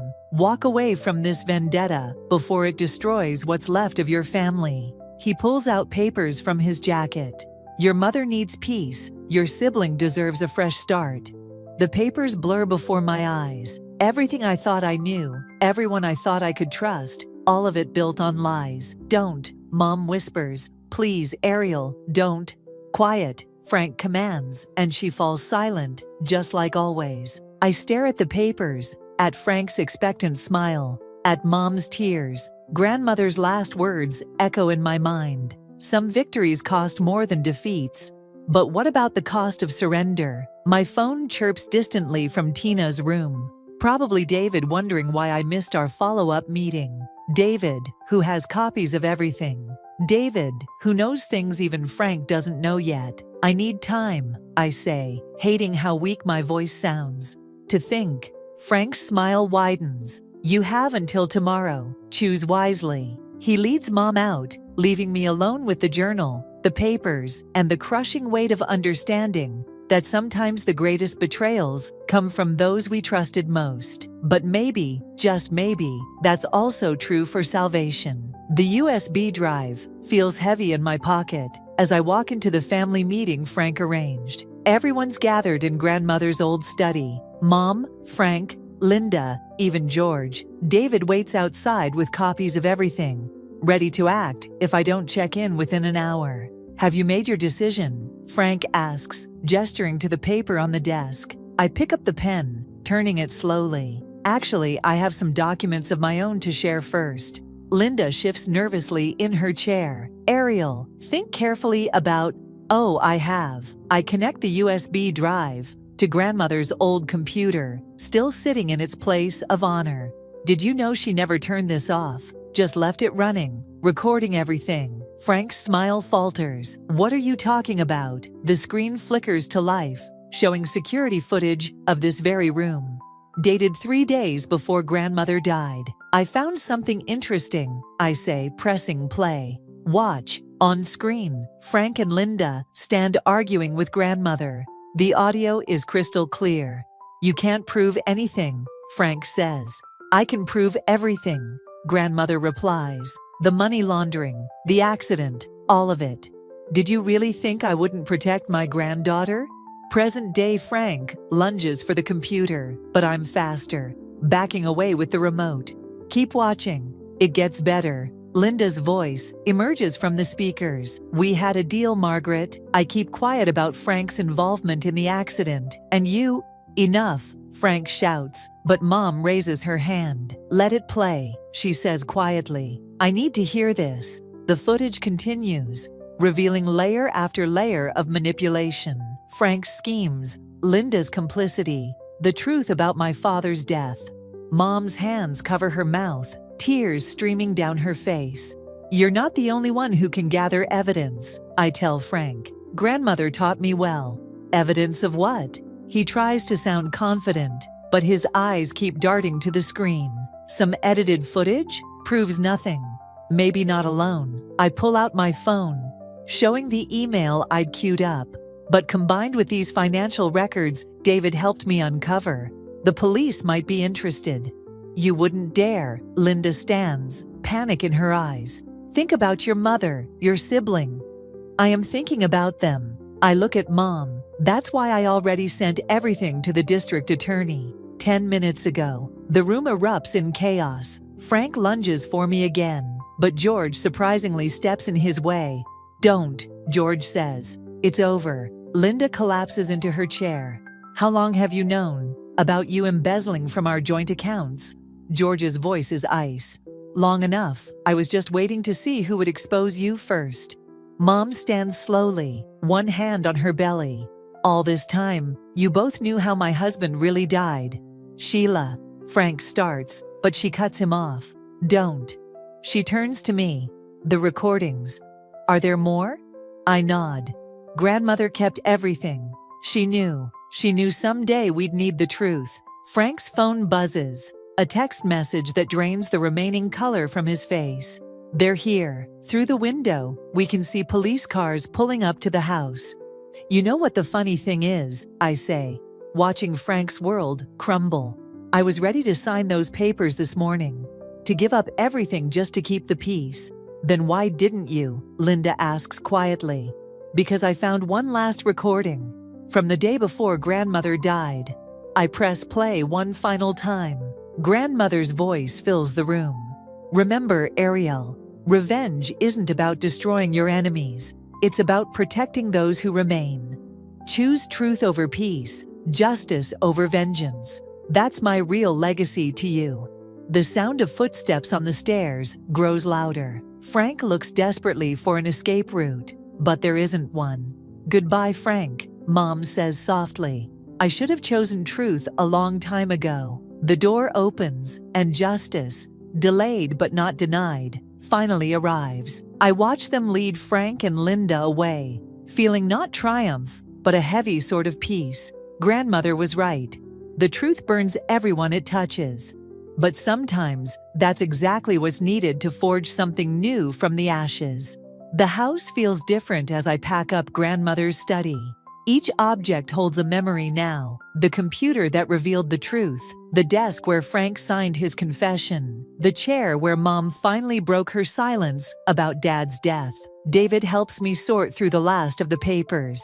The DA says Frank's plea deal includes full restitution. Money can't fix everything. I place grandmother's silver locket in a special box, the one thing I'm keeping. Mom's not speaking to me. She will, he says, but we both know it might take years. The truth about Dad broke something in her that even time might not heal. The doorbell rings. Linda's daughter Emma, here to collect her mother's remaining belongings before the house sells. I find her in the foyer, looking small and lost. "I'm sorry," I say, meaning it. "About everything." She nods stiffly. "Mom told me. She told me why Grandmother Margaret did it, why she set all this up." "Did what?" Emma pulls out a familiar leather journal, not the one Frank had, but another, older one. She knew about the affair between Mom and Frank years ago, before he married your mother. The world tilts slightly. What? They were planning something together. Back then, something about the company, but Grandmother caught them, and Emma's voice breaks. She gave them a choice: stop, or she'd make sure they destroyed each other eventually. I think about all the evidence Grandmother gathered, the way she positioned everyone like pieces on a chessboard. She planned this, all of it? She knew they wouldn't stop, so she made sure when they finally fell, they'd fall together. Emma hands me the journal. "Mom wanted you to have this," she said. She said, "Maybe now you'll understand why some victories feel hollow." I opened the journal to find a letter addressed to me in Grandmother's handwriting. "My dearest Ariel, if you're reading this, you've chosen justice over vengeance. But justice has its own price. The truth you fought so hard to expose was orchestrated long ago, by hands just as stained as those you sought to punish, including mine." The front door opens again. Tina, bringing boxes for the last of the packing. She stops when she sees my face. "You okay?" she asks. I close the journal, feeling the weight of Grandmother's final lesson. I thought I was fighting for the truth, but I was just the last move in someone else's game. "Does it matter?" David asked quietly. The truth still needed telling. Maybe he's right. Maybe the motivation behind justice matters less than justice itself. But as I help Emma carry her mother's things to her car, I can't help but wonder about the cost of righteousness, about the fine line between vengeance and vindication. Later, in what used to be my bedroom, I find one last surprise: a key taped behind a loose baseboard, with a note in Mom's handwriting. "For when you're ready to come home, some things are stronger than truth." I add it to the chain holding Grandmother's locket, understanding finally what she meant in her last recording. Revenge isn't about destroying your enemies. It's about protecting those who remain. But sometimes, in protecting them, we hurt them in ways we never intended. The house sells the next day. I use the money exactly as Grandmother specified. Half to a trust for Mom's new baby, my sister-to-be, and half to a scholarship fund in Dad's name. Not for revenge or justice, but for healing. As I lock up for the last time, I see Mom across the street, watching. She doesn't wave or come over, but she doesn't turn away either. It's not forgiveness, not yet, but maybe it's a start. I touch the key on my chain, feeling its potential. Some doors close forever, but others just wait for the right moment to open again. "Ready?" Tina asks from the car. I look at the house one last time, seeing not the battlefield it became, but the home it used to be, the home it might be again, someday, for someone else. "Yeah," I say, turning away. "I'm ready." The truth may have burned everyone it touched, but from those ashes, something new can grow, something stronger than revenge, more lasting than justice. Something like hope. I stared at the birthday cake, 35 perfect roses made of frosting, each one mocking me with their artificial perfection. Just like everything else in this house today. Perfect table settings, perfect decorations, perfect family gathering, perfect lies. My name is Talia, and I should have known better than to let Maya organize my birthday party. The warning signs were there. Her too bright smile when she insisted, the way her fingers drummed against her designer purse, that gleam in her eyes that always meant trouble. "Speech time!" Maya's voice cut through the murmur of conversation, crystal glass tinkling as she tapped it with a silver spoon. "Everyone, please, I have something to say about our dear sister-in-law." Nathan squeezed my hand under the table. I forced a smile, watching Maya rise from her chair, like a queen addressing her subjects. The afternoon sun, streaming through our dining room windows, caught her diamond earrings, throwing tiny daggers of light across the walls. "Talia," she began, her voice dripping honey, "has been part of our family for 8 years now. 8 wonderful years of what exactly?" She paused, tilting her head. "I mean, besides being a trophy wife who gave up her dance career to live off my brother's success." The room went silent. I felt the blood drain from my face as 20 pairs of eyes turned toward me. My daughter Lily, only 6 and innocent to the venom in her aunt's words, continued coloring in her book at the kids' table. "Maya," Nathan started, but she waved him off. "No, let me finish. We've all been thinking it, haven't we? How Talia here preaches family values while hiring nannies and housekeepers. How she claims to be so devoted while spending afternoons at yoga and spa appointments." Logan, Maya's fiancé, shifted uncomfortably in his chair. Even he seemed surprised by this ambush. Diane, my mother-in-law, pressed her napkin to her lips, her eyes darting between us like a spectator at a tennis match. "I don't know what you're trying to accomplish here," I said, my voice steadier than I felt. "But this isn't the time or place." Maya's laugh was sharp enough to cut glass. "Oh, there's never a right time with you, is there? Always deflecting, always playing the victim. Tell me, when was the last time you actually cooked a family dinner? When was the last time you visited Dad's grave?" "That's enough." Nathan stood up, his chair scraping against the hardwood floor. "Maya, you're way out of line." "Am I?" She turned to the guests, arms spread wide. "I'm just saying what everyone's thinking. Our family has standards, traditions, and some people," her eyes locked onto mine, "clearly don't measure up." I pushed back from the table, the room spinning slightly. "I need some air." "Running away again?" Maya called after me. "That's what you do best, isn't it?" I walked past the presents I'd spent hours wrapping for the guests, my tradition of giving rather than receiving on my birthday. Past the photo wall, showcasing 8 years of family memories that now felt like elaborate props. Past Lily, who looked up with concerned eyes, too old for her young face.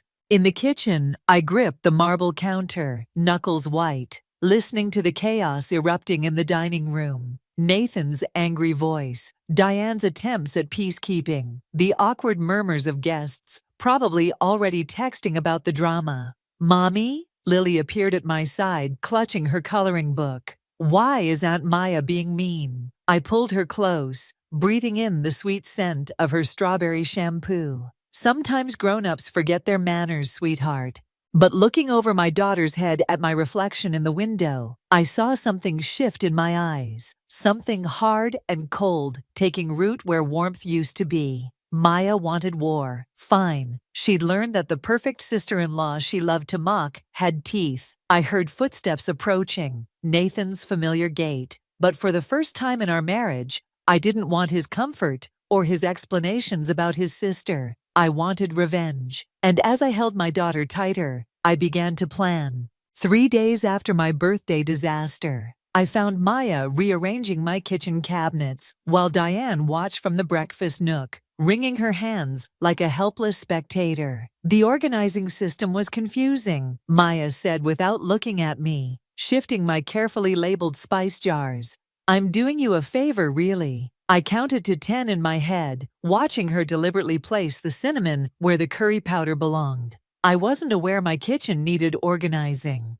"Everything needs organizing, dear," she smiled, that razor-sharp expression I'd grown to hate. "Just like the guest list for next week's family dinner." I took the liberty of revising it. My fingers curled into fists. The family dinner, my tradition of hosting the extended family every month, was sacred territory. "You did what?" "Maya thought it would be nice to invite some of her friends," Diane offered, as if that explained everything. "They're practically family anyway." Practically family. The words tasted bitter. "Like the friends who watched you humiliate me at my birthday party?" Maya slammed a cabinet door. "Still playing the victim, I see.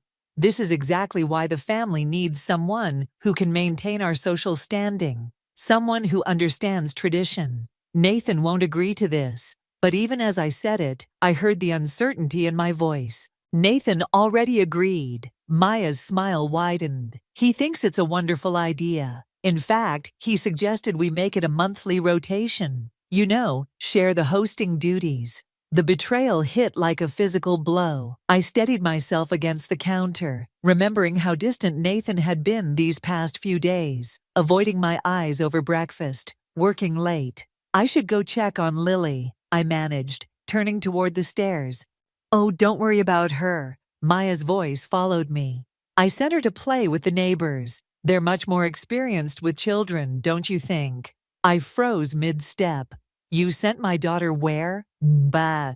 The Hendersons next door. They have 3 kids, all so well behaved. Unlike, I was out the door before she finished, heart pounding. The Hendersons were new to the neighborhood. I'd never even met them. Lily was fine, of course, playing dolls with their youngest daughter while Mrs. Henderson supervised. But the fear, the rage at Maya's presumption, crystallized something inside me. When I returned, the kitchen had been completely reorganized. Diane was gone. Maya sat at my kitchen island, scrolling through her phone like she owned the place. Next time, I said quietly, if you touch my daughter without my permission, it will be the last thing you do in this family. She looked up, surprise flickering across her face, before that familiar smugness returned. Threats now? How desperate. What would Nathan think? What would Logan think about last Tuesday? The color drained from her face. What? I hadn't meant to reveal my hand so soon, but the words slipped out. I'd seen her that day, coming out of the Mercury Hotel downtown. Not with Logan, with someone else. Someone whose wedding ring had caught the sunlight as he'd kissed her goodbye.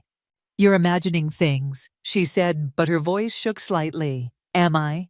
Maybe we should ask Logan. He's coming to dinner tonight, isn't he? Maya stood so quickly, her chair toppled backward. You're pathetic, you know that? Making up lies because you can't stand that everyone sees through your perfect housewife act. Get out of my house.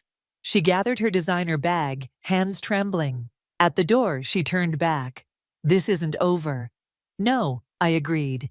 It's just beginning. After she left, I surveyed my ransacked kitchen. Every cabinet reorganized to Maya's specifications. Every family photo slightly askew. Small, petty acts of warfare. My phone buzzed. Nathan, asking if I'd seen Maya today. Asking if everything was okay. I stared at his message, thinking about his quick agreement to change our family dinner traditions. About how easily he let his sister walk all over our lives. I didn't reply. Instead, I opened my laptop and typed Mercury Hotel into the search bar. If Maya wanted to play games, fine. But she'd learned that some people play to win. In the distance, I heard Lily's laughter as she played outside. The sound that usually warmed my heart now styled my resolve. I had a family to protect, and I was done playing nice.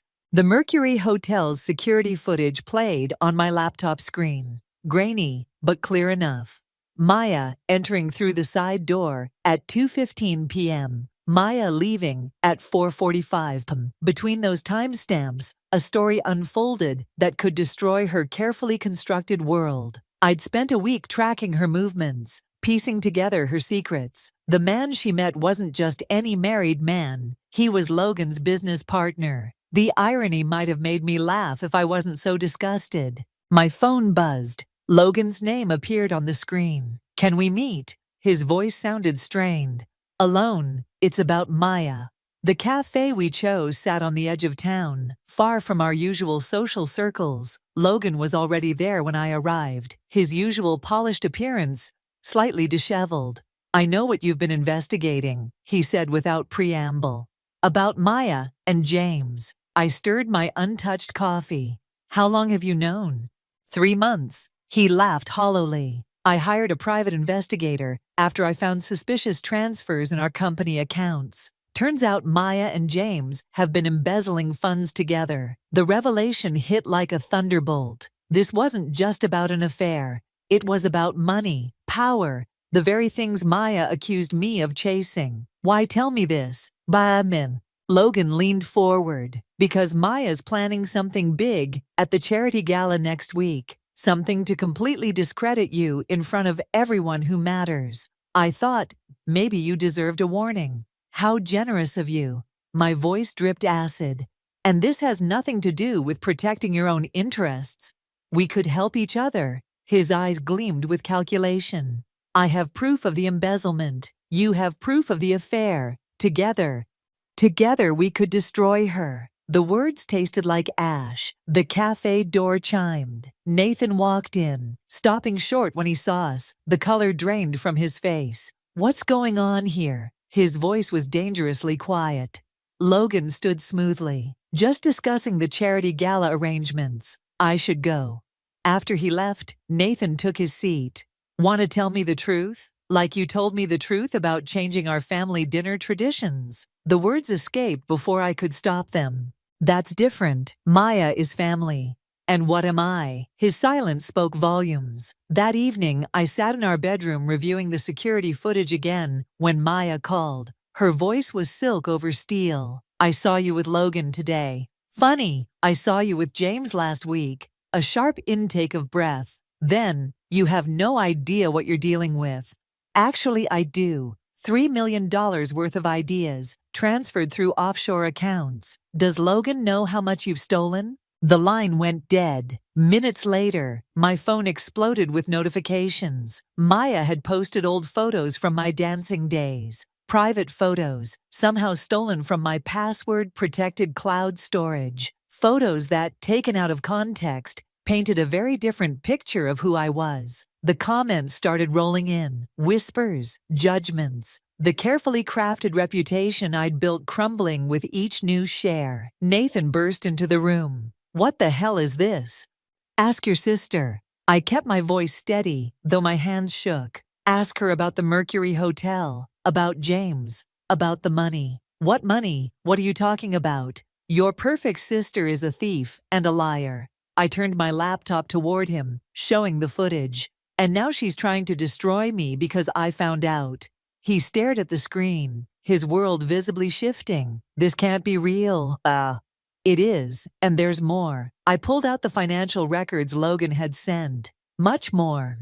Lily's voice drifted up from downstairs, singing to herself as she played. The sound crystallized everything. What I stood to lose, what I needed to protect. I'm going to the police, I said quietly. Nathan grabbed my arm. Wait, she's still my sister. I looked at his hand on my arm, then into his eyes. And I'm still your wife. Choose wisely, Nathan. As I walked out of the room, my phone buzzed again. A message from Maya. See you at the gala. Hope you're ready for the main event. I smiled, thinking of the evidence safely backed up in 3 different locations. Maya thought she was orchestrating my downfall, but she'd forgotten one crucial detail. A dancer knows how to turn any stage to her advantage. The charity gala was 4 days away. Let the real performance begin.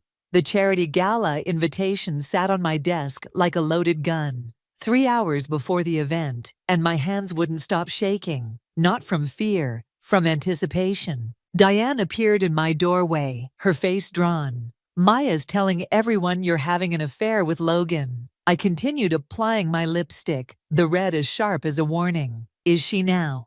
She has photos of your meeting at the cafe. Diane's reflection joined mine in the mirror. Nathan's devastated. Nathan knows exactly why I met Logan. The lipstick clicked shut with finality. The question is, do you know what your daughter's really been up to? I found something, Diane whispered, pulling out an old leather diary.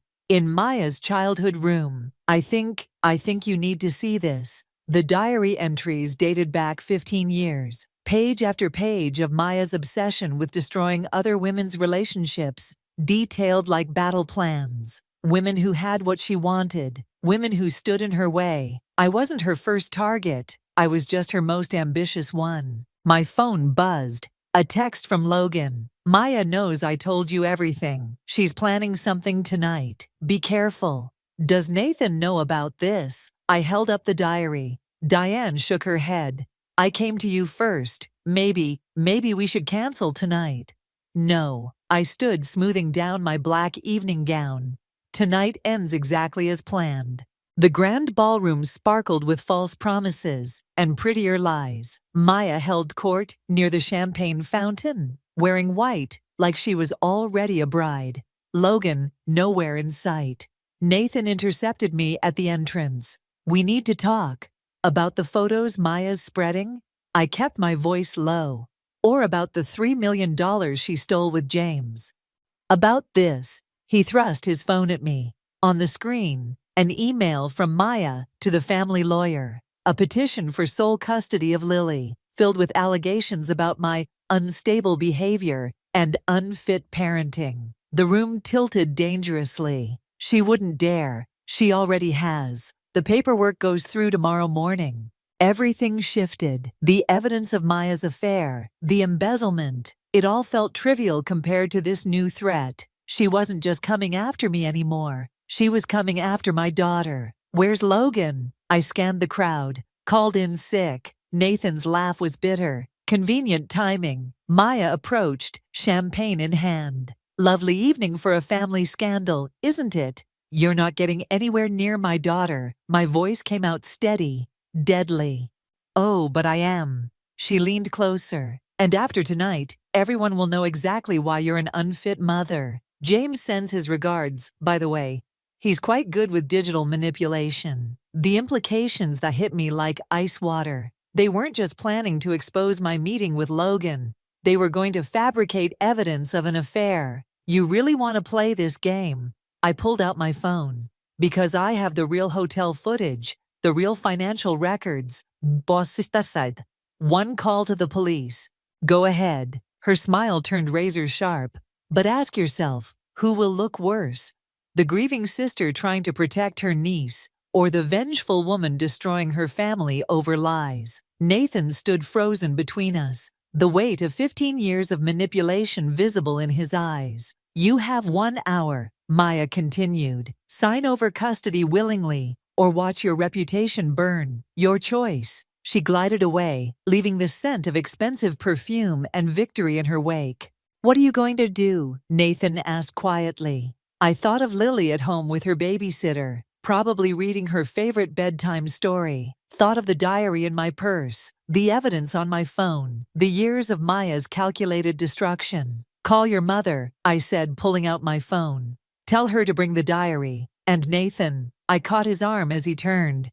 "Choose right this time." He met my eyes, something shifting in his expression. "What's in the diary?" "The truth, all of it." I dialed Logan's number. And it's time everyone heard it. The phone rang once, twice. Maya watched from across the room, raising her champagne in mock salute. She thought she had me cornered, but she'd forgotten something crucial. A mother protecting her child is capable of anything. Logan answered on the third ring. "It's time," I said. "Bring everything." The real show was about to begin. Logan's office felt like a tomb at midnight. All shadows and secrets. I sat across from him, watching as he pulled files from a hidden safe behind an abstract painting. "Maya doesn't know about these," he said, spreading documents across his desk. "But James does. That's why he's blackmailing her now."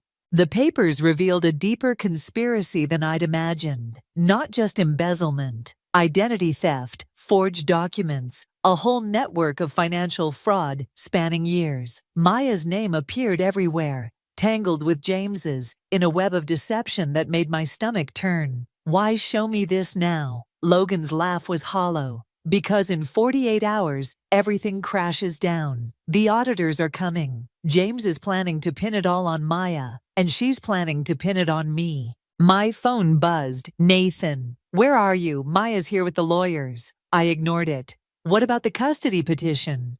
A smokescreen. Logan pulled out one last document. "Maya doesn't want Lily. She wants leverage. But there's something else you need to see." The paper he handed me made my blood freeze. A medical report from 15 years ago. A name I recognized. Sarah Chen, Maya's former best friend. Now dead. "Car accident," Logan said quietly. Except it wasn't an accident. Sarah discovered Maya's first fraud scheme. 3 days later, her brakes failed. My hands shook. "You're saying—" "I'm saying be careful. Maya's not just manipulative, she's dangerous. Another text from Nathan. Please come home. Things are getting worse. Why did you stay with her? I asked Logan. Knowing all this? Same reason Nathan enables her. Same reason your mother-in-law looks the other way. Fear. He gathered the documents, but I'm done being afraid. My phone rang. Diane this time. I answered to her panicked voice. Maya's taken in Lily. The world tilted sideways. What? She said she was taking her for ice cream. That was 3 hours ago. They're not answering calls. I was already running to my car. Call the police. Nathan won't let me. He says it's just Maya being Maya, that she'll bring her back. Logan followed me to the parking lot. There's more, he called. The custody petition. It's not just about Lily. Maya's trying to force a sale of your house. She needs the money to cover what she stole. Everything clicked into place. The escalating attacks, the custody threat, the sudden interest in Lily. This wasn't about family or revenge anymore. This was about desperation. I drove home breaking every speed limit, calling Maya's number repeatedly, straight to voicemail. Nathan met me in the driveway, his face ashen. She just texted, he said. She's at the lake house, our family's lake house, 2 hours away, where Sarah Chen had her accident. Did you know? I grabbed Nathan's shirt. About Sarah, about what your sister really is. His silence was answer enough. Keys, I demanded. To the house now.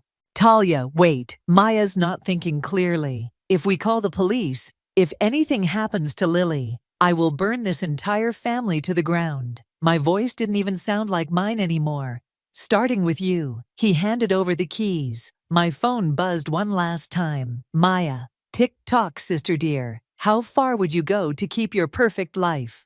I got back in my car, the documents from Logan's office heavy in my bag, evidence that could destroy Maya, but might take the whole family down with her, including Nathan, including me. The lake house was an hour and 45 minutes away. In the dark, in the rain that had just started falling, I thought about Sarah Chen. About brake lines and accidents and desperate people doing unthinkable things, about how far Maya had already gone to protect her secrets. The smart move would be to call the police, let the system handle it, protect myself and the evidence. But as I pulled onto the highway, rain hammering my windshield like bullets, I knew I was past being smart, past caring about consequences or collateral damage. Maya wanted to see how far I'd go. She was about to find out. I pressed the accelerator, the engine roaring into the storm. Sometimes the only way to beat a monster is to become one yourself. The lake house loomed before me, a dark silhouette against storm clouds. Maya's car sat in the gravel driveway, but something else caught my eye. Fresh tire tracks leading around back. Someone else was here. I killed my headlights, approaching on foot.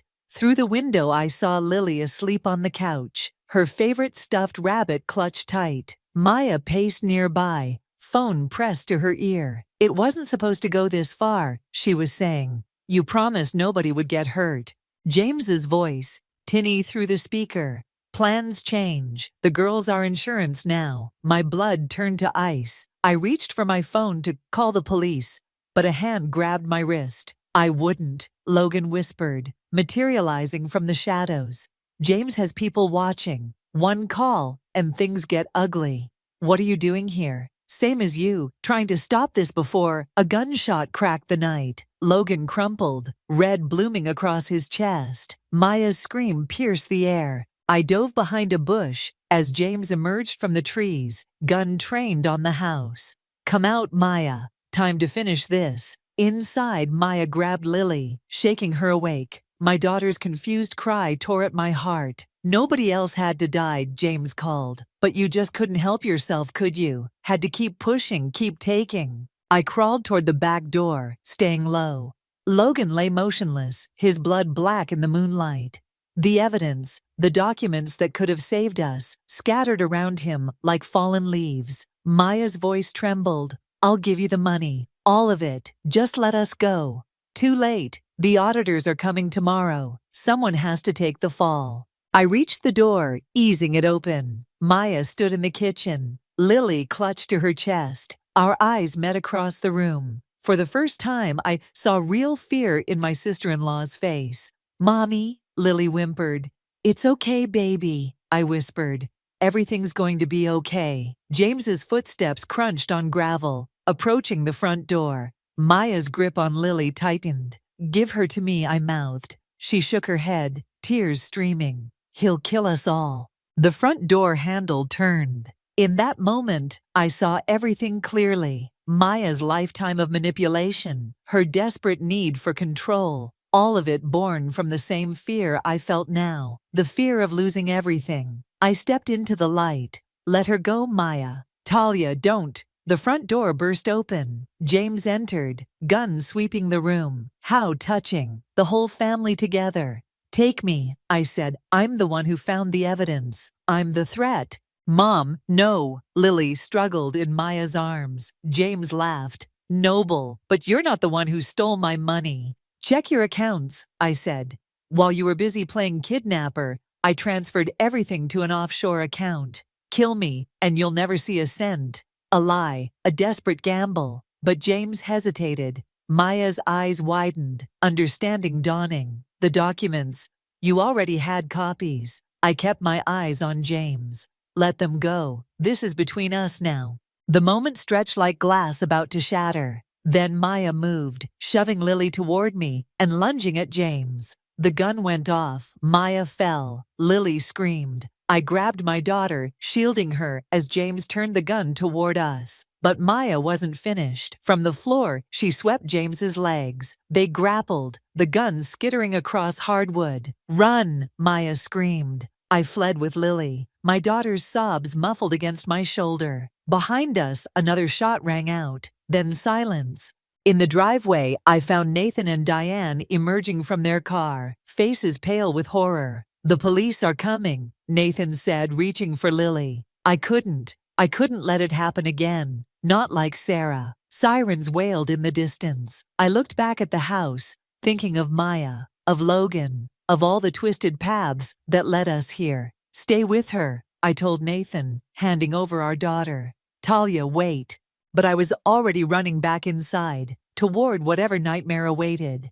Because in the end, that's what family does. We face our monsters together, even the ones we created ourselves. The house swallowed me in darkness, and I heard one final gunshot echo through the halls. The hospital corridor stretched endlessly, antiseptic white and accusation. Maya lay in intensive care, tubes snaking from her body, while James lay in the morgue. Logan, miraculously, clung to life in surgery. I sat between their rooms, still wearing clothes stained with their blood, when Diane approached with 2 cups of coffee. "The police want statements," she said quietly. "Nathan's with them now. Let them wait." My hands wouldn't stop shaking. "Did you know about Sarah?" Diane's cup clattered against the saucer. I suspected. Maya changed after that accident, became harder, but I never had proof. "And you stayed silent. Like you're staying silent now?" Her voice carried an edge I'd never heard before. "About what really happened in that house?" The final moments played through my mind. Maya and James struggling for the gun. Me finding Logan's phone, still recording everything. The choice I made. "The truth won't save anyone now." "No," Diane agreed, "but lies might destroy what's left." A doctor emerged from Maya's room. "She's asking for you."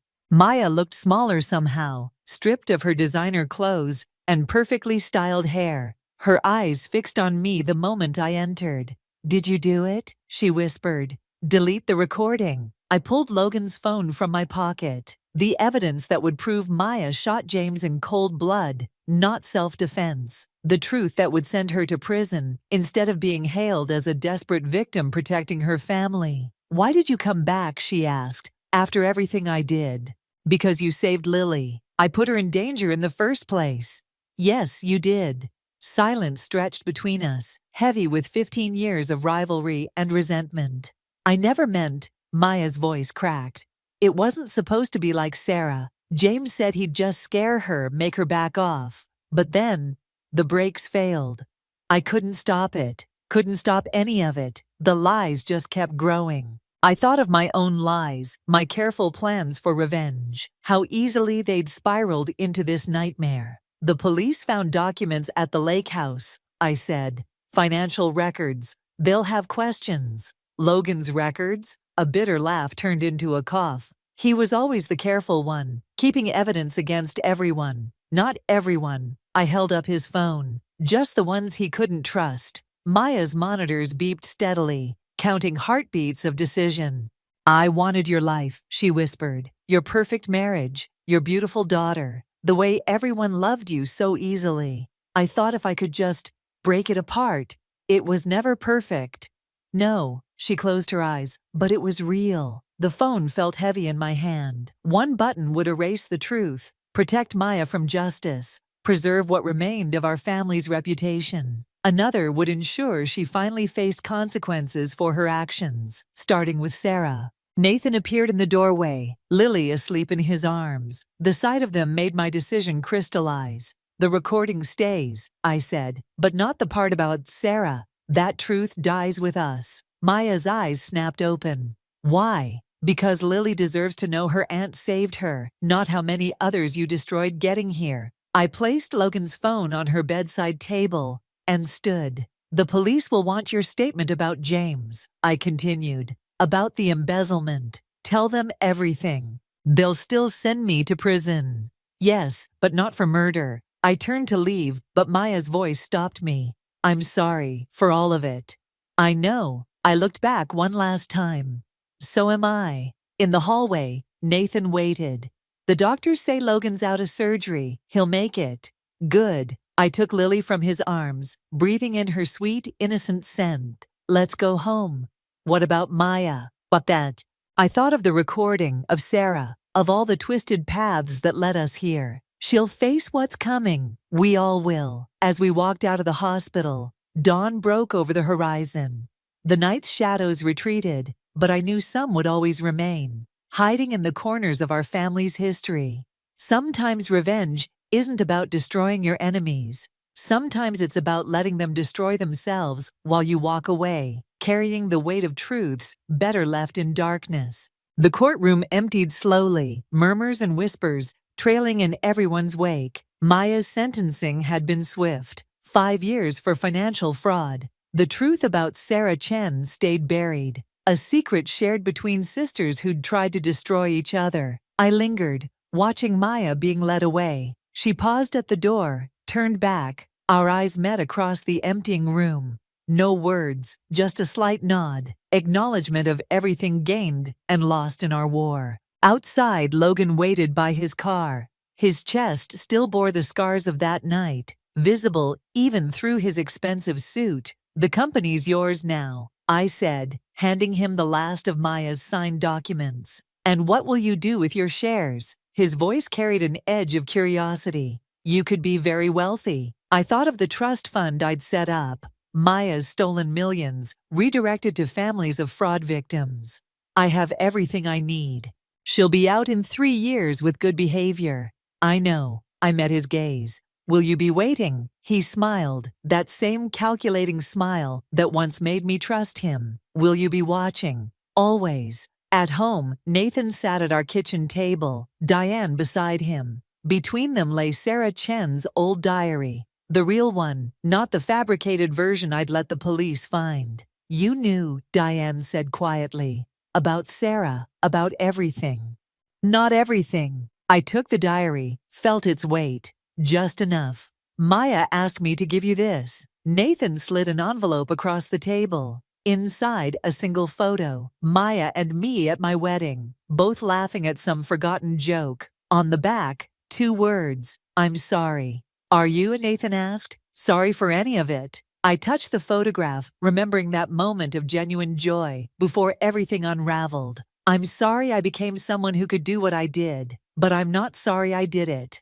The truth would have destroyed her, Diane whispered. The truth destroys everything, I replied. That's why we bury it. Lily's laughter drifted down from upstairs, where she played with her cousins, Maya's children from her first marriage, now in Diane's care. They knew nothing of their mother's crimes, would remember her only as the aunt who saved them from a bad man at the lake house. Some lies were kinder than truth. Nathan reached for my hand. What now, Sam? Now we live. I squeezed his fingers. And we remember. Remember what? That revenge doesn't heal wounds. It just passes them down. Diane stood gathering her purse.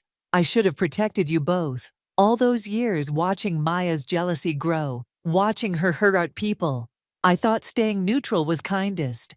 It never is. I hugged her, feeling the tremor in her shoulders. But we can't change the past. After she left, I went to my study and opened the safe behind my dance trophies. Inside lay one last piece of evidence. The original recording from Logan's phone. The truth about Sarah Chen, about James, about everything. Nathan appeared in the doorway.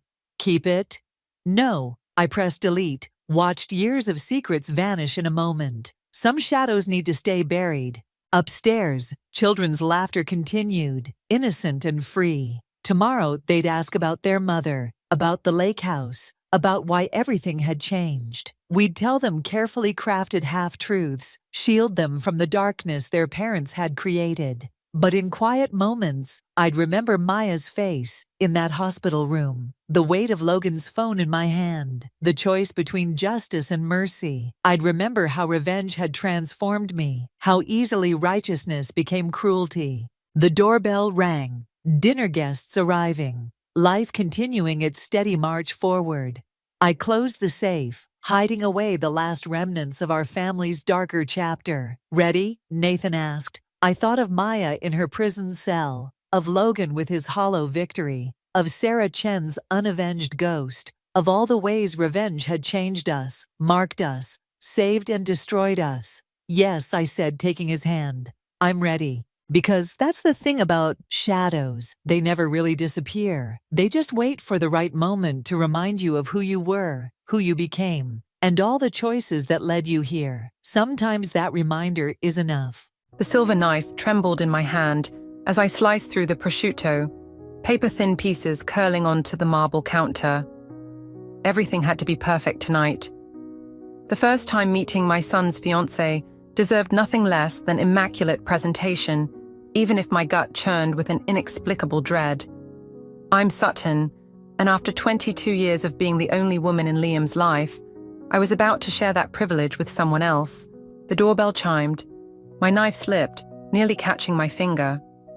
I wiped my hands, smoothed down my silk blouse, and crossed the hardwood floors that had witnessed every milestone of Liam's life.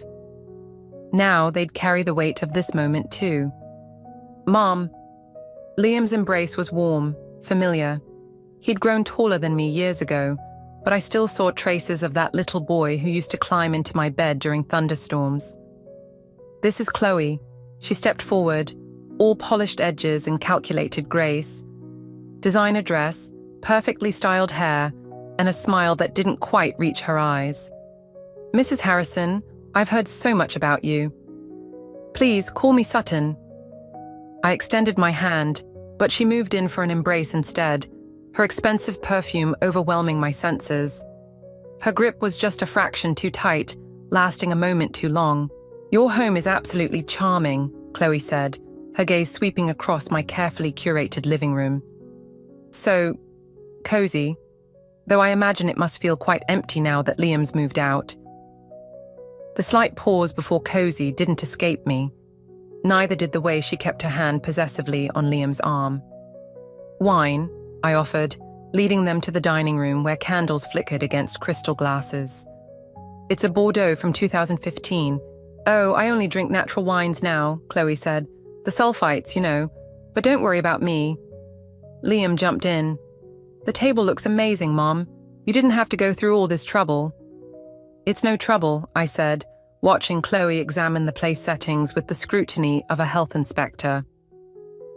I wanted tonight to be special. Over appetizers, Chloe steered the conversation toward my career. Liam mentioned you used to be quite the powerhouse attorney. What made you step back into consulting? Mom chose to focus on raising me, Liam said proudly. How noble, Chloe smiled. Though it must have been difficult watching your colleagues advance while you simplified your life. The prosciutto turned to ash in my mouth. Actually, consulting offers more flexibility and… Oh, that reminds me, Chloe cut in, turning to Liam. Remember that partner position I mentioned? They're fast-tracking my application. We might need to postpone our house hunting. That's wonderful, Liam beamed at her. Mum, Chloe's been killing it at her tech startup. Youngest team lead in company history. Impressive, I said, noting how she'd masterfully deflected attention from my career to hers. What exactly does your company do? Oh, it's quite complex. Corporate restructuring mainly. Actually, I'd love your insight on some legal matters, given your experience. She paused, fork hovering over her untouched salad. Have you ever handled cases involving intellectual property theft? The question landed like a stone in still water. Specific, targeted. My wineglass froze halfway to my lips. That's quite a specific area of interest, I said carefully. Just professional curiosity, Chloe shrugged, but her eyes held mine with unsettling intensity. You never know when such knowledge might come in handy. The evening continued like a choreographed dance, each step measured, each word weighted. But as I watched Chloe orchestrate every conversation, smoothly positioning herself between Liam and me, both physically and metaphorically, that initial dread crystallized into certainty. This wasn't just about meeting my son's fiancée. This was about something else entirely. The way she probed about my past cases, her calculated comments about my career choices, the subtle digs wrapped in sweet smiles. She was gathering ammunition. As they prepared to leave, Chloe embraced me again. Thank you for such an enlightening evening, Sutton. I can't wait to really get to know you. The threat beneath her words was clear as crystal. This wasn't the end of something. It was the beginning. Maya's garden always smelled like jasmine and secrets. I sat across from her on the weathered deck chairs, clutching my coffee mug like a lifeline, while describing last night's dinner with Chloe. She kept asking about my old cases, Maya, specific ones, the kind nobody remembers unless they're digging. Could be professional interest, Maya said, but her frown betrayed her doubt. She works in tech, right? Corporate restructuring. I set down my mug, which makes her questions about intellectual property theft even more interesting. My phone buzzed. A text from Liam. Chloe's planning a surprise visit to the wedding venue. She'd love your input. 20 minutes later, I pulled into the gravel driveway of Rosewood Manor. Chloe stood on the sweeping steps, designer sunglasses perched on her head, tapping away at her phone. No Liam in sight. Oh, Sutton, she air-kissed my cheek. I hope you don't mind. Liam got caught up at work. But I thought this would give us a chance to bond. The venue coordinator led us through the historic mansion. Chloe dominated the tour, speaking over the coordinator about her vision for each space. I noticed how she positioned herself between me and the coordinator, controlling the flow of information. The library would be perfect for the ceremony, the coordinator suggested. Oh no, Chloe laughed. That's much too small. We're thinking the grand ballroom. My guest list alone is 300 people. My stomach clenched. 300? Liam wanted a small wedding. Things change. Chloe's smile didn't waver. Speaking of change, I've been meaning to ask about your consulting work. Any interesting cases lately? Nothing that would interest you. Don't sell yourself short. I heard you handled the Martinez tech merger last year. Fascinating case, especially the intellectual property disputes. The coordinator excused herself to take a call, leaving us alone in the ballroom. Chloe's heels clicked against the hardwood as she circled me. You know what I find interesting, she said. How certain sensitive documents from that case disappeared right before the ruling. My pulse quickened. That's privileged information, is it? I suppose that's why it never made the papers. She examined her manicure. Imagine the scandal if it had. What do you want, Chloe? Want? I want us to be family, Sutton. I want you to trust that I know what's best for Liam, and I want you to step back from the wedding planning. Completely.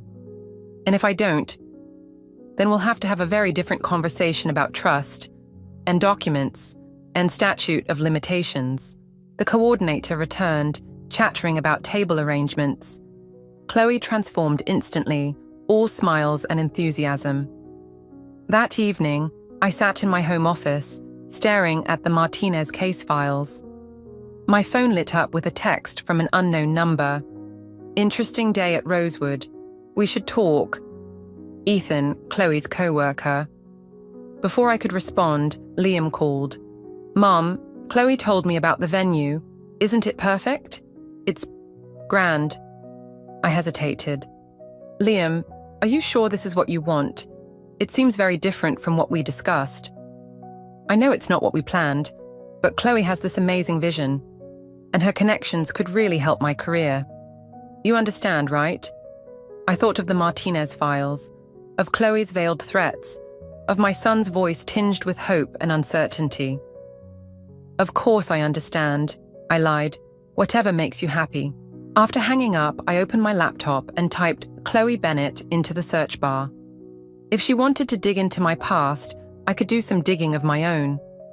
The search results loaded: employment history, social media profiles, news articles. But it was a small item from 3 years ago that caught my eye.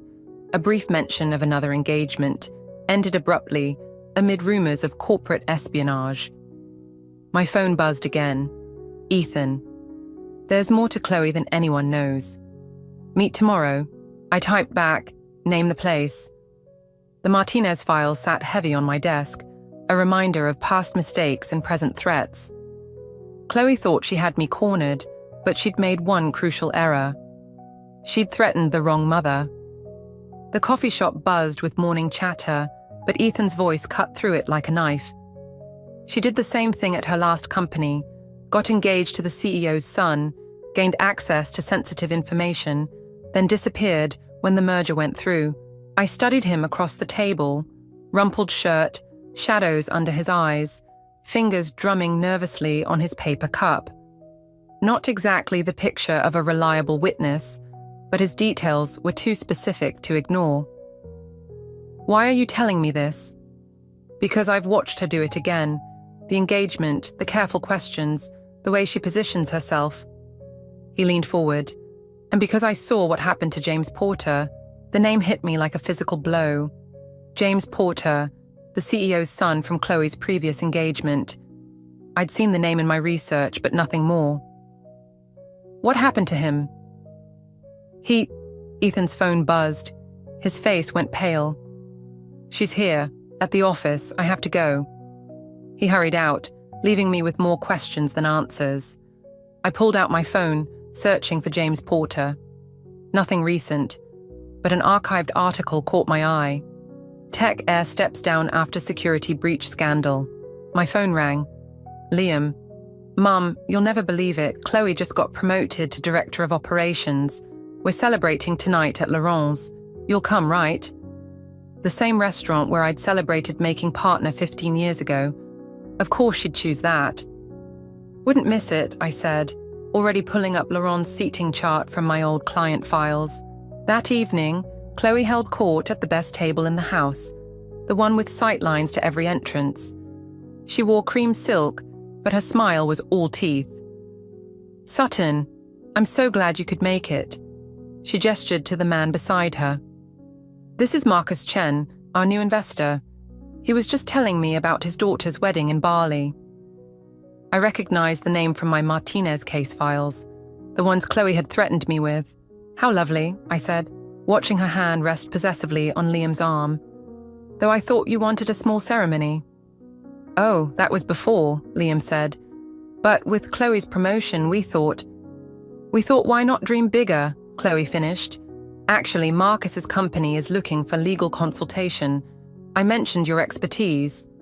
The trap was elegant in its simplicity. Take the job, become complicit, refuse, risk Liam's future. I'm quite selective about my clients these days. Mom, Liam frowned, this could be huge for both of us. My phone vibrated. An email from an anonymous account. James Porter, Meadowbrook Recovery Center. "Excuse me," I said, standing. "I need to make a call." In the restaurant's elegant bathroom, I read the full email. Medical records, police reports, psychiatric evaluations. James Porter had suffered a complete breakdown after the merger scandal. His father's company had collapsed, their family fortune decimated. The bathroom door opened. "Chloe. Everything all right? You seemed distracted." "Just work." I met her eyes in the mirror. "Tell me, do you still keep in touch with James Porter?"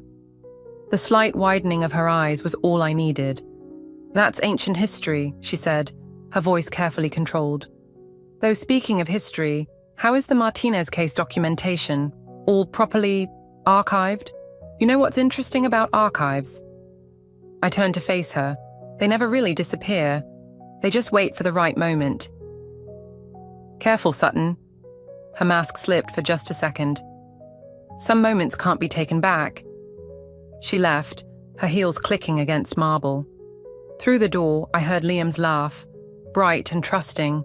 My phone buzzed again. Another email. "Meeting tomorrow, 2 p.m., Meadowbrook Recovery Center." JP. I looked in the mirror, seeing not just my reflection, but 22 years of protecting Liam, of teaching him to ride a bike, to stand up to bullies, to trust his instincts. I'd fought for him since the day he was born. I wasn't about to stop now.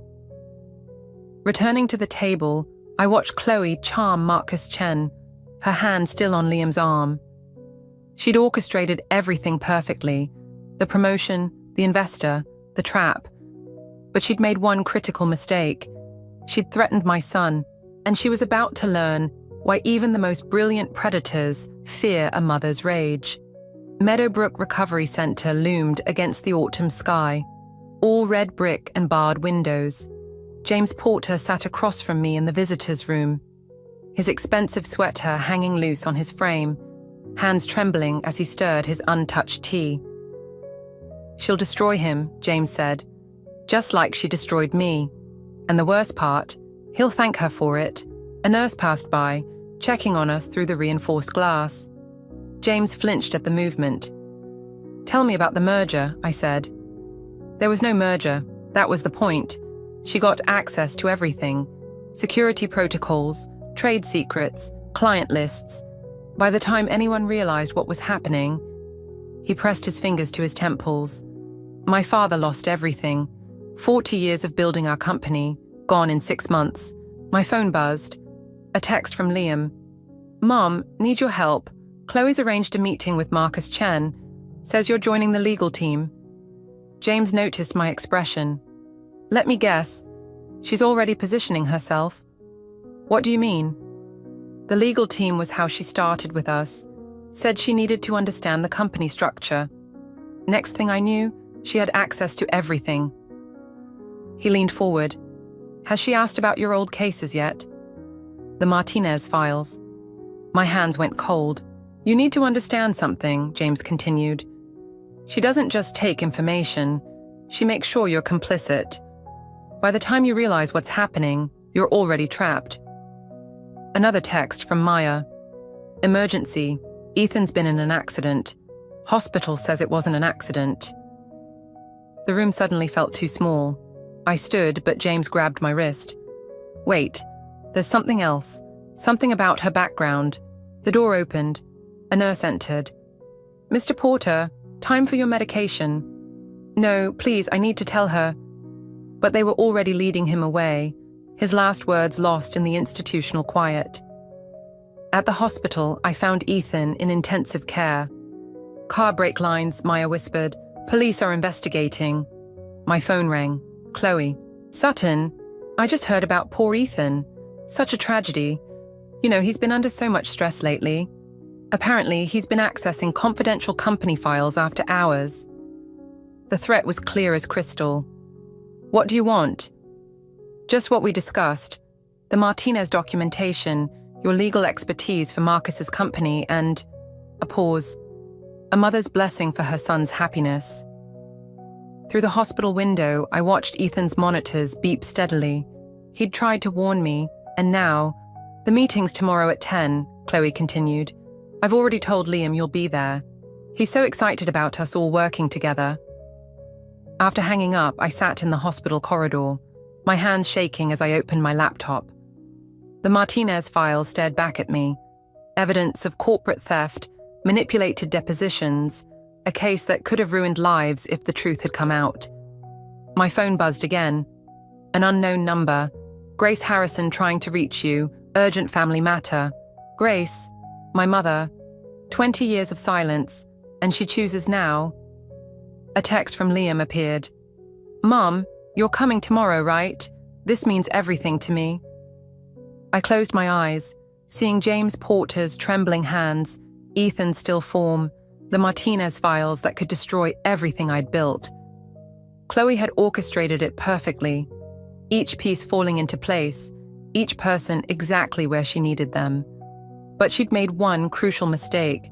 She thought she was dealing with a lawyer, a consultant, a woman bound by professional ethics and maternal guilt. She forgot she was dealing with a mother who'd spent 22 years protecting her child. I opened my phone and dialed the unknown number. "Hello, Grace, we need to talk." Sometimes, to save someone you love, you have to be willing to burn everything else to the ground. I looked at Ethan's hospital room one last time, then walked out into the gathering dark. Tomorrow, I'd sit in that meeting. I'd smile and nod and play my part. And then I'd show Chloe exactly what happens when you back a mother into a corner. Because there are two types of revenge in this world, the kind that destroys you and the kind that sets you free. I was done being destroyed. Grace's house hadn't changed in 20 years.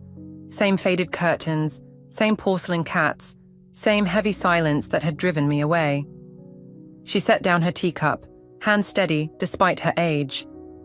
"I should have warned you about Chloe Bennett," she said, "or whatever name she's using now." My cup froze halfway to my lips. "What do you mean? 3 years ago, she was Charlotte Brooks. Before that, Claire Blackwood." Grace pulled out a manila envelope. "She's been running this scheme since she was 19. Different names, different cities, same pattern." Inside were newspaper clippings, police reports, photographs, young women with Chloe's face but different hair, different clothes, different lives. Each story ended the same way: destroyed companies, ruined families, missing documents. My phone buzzed. Ethan, finally conscious. "She knows I talked to you, not safe. Delete everything." "How did you get all this?" I asked Grace. "Because 5 years ago she was Catherine Barnes, and she almost destroyed your father's company." Grace's voice cracked. "That's why he..." The doorbell rang. Through the window, I saw Chloe's sleek car in the driveway. "Back door," Grace whispered, shoving the envelope into my hands. "I'll stall her." I slipped out just as Chloe's voice filled the house, all warmth and charm. "Mrs. Harrison, what a lovely surprise. Liam mentioned you and Sutton might reconnect before the wedding." In my car, hands shaking, I spread out the evidence. Each article revealed another piece. Corporate espionage, identity theft, strategic marriages. But it was the last photo that stopped my heart. Chloe with my father, taken months before his suicide. My phone lit up. "Liam." "Mom, where are you? Chloe says you missed the meeting with Marcus Chen. Everything okay?" Before I could respond, another text arrived. "Chloe. Interesting chat with your mother. Shame about your father's gambling debts. Or was it embezzlement? Records can be so confusing." The steering wheel felt cold under my fingers. Through Grace's window, I watched Chloe embrace her, playing the perfect future granddaughter-in-law. But her eyes scanned the room, hunting. My phone buzzed again. "Maya. Police called. Ethan's gone. Left against medical advice. No one knows where." Then Chloe.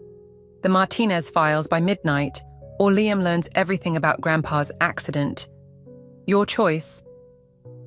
The envelope felt heavy in my lap. 20 years of running from my father's disgrace, of building a new life, of protecting Liam from our family's shadows. Now, Chloe held all the threads, pulling them tight, but she'd made a mistake. She thought she was blackmailing a daughter ashamed of her father's sins. She didn't know she was threatening a mother protecting her son. I started the car just as Chloe emerged from Grace's house. Our eyes met across the driveway. She smiled, raised her hand in a wave that felt like a sentence. My phone lit up one last time. An unknown number. Storage Unit 23 Central Avenue. Password, redemption, come alone. JP, James Porter. Even from his hospital bed, he was still fighting. I pulled away from Grace's house, watching Chloe's figure shrink in my rearview mirror. She thought she had won, thought she held all the cards. But I had something she didn't. A mother's desperate love, and nothing left to lose. The storage facility waited ahead, its rows of metal doors holding who knew what secrets. Unit 23 stood at the end of a dark row, its padlock gleaming like a promise, or a threat. I reached for the lock, remembering Liam's smile, my father's shame, Chloe's perfect mask. The password felt like ashes in my mouth. Redemption. Sometimes, to save someone you love, you have to be willing to face the darkest parts of yourself. The lock clicked open. The rehearsal dinner sparkled with false promises. Crystal glasses caught the light, casting prisms across white tablecloths, while Chloe worked the room like a conductor leading her orchestra. Every laugh, every toast, every casual touch on Liam's arm, a perfectly choreographed performance. I clutched James Porter's USB drive in my pocket, its edges digging into my palm. One file upload, one moment of truth, and everything would shatter. "Mom," Liam appeared beside me, happiness radiating from his face. "Thank you for being here. I know things have been tense, but seeing you and Chloe finally getting along." My throat closed. The evidence felt like lead in my pocket. Bank statements, falsified documents, proof of Chloe's previous identities. Everything needed to save him. Everything needed to break his heart. Speech time. Chloe clinked her glass, drawing all eyes. "I want to thank everyone for coming, especially my future mother-in-law, Sutton. Despite our rough start, she's shown me what true family means." Our eyes met across the room. Her smile never wavered, but her message was clear. "Check and mate." My phone buzzed. Maya. Ethan found dead in his apartment, police calling it suicide. The room spun. Chloe raised her glass higher. "To family, to trust, to new beginnings." "To new beginnings," the crowd echoed. I stood abruptly, chair scraping against hardwood. Heads turned. Liam frowned. "Mom? I need some air." The balcony door clicked behind me, muffling the celebration. My hands shook as I pulled out my phone, downloading the files from Porter's drive. The door opened. Chloe's perfume reached me before her voice did. "Beautiful night for ruining lives, isn't it?" I turned. Her perfect mask had slipped, revealing something cold and familiar underneath. My father's eyes before the end. "I know what you did to Ethan," I said. "Tragic, wasn't it? Depression's such a terrible thing." She moved closer. "Just like your father's gambling problem.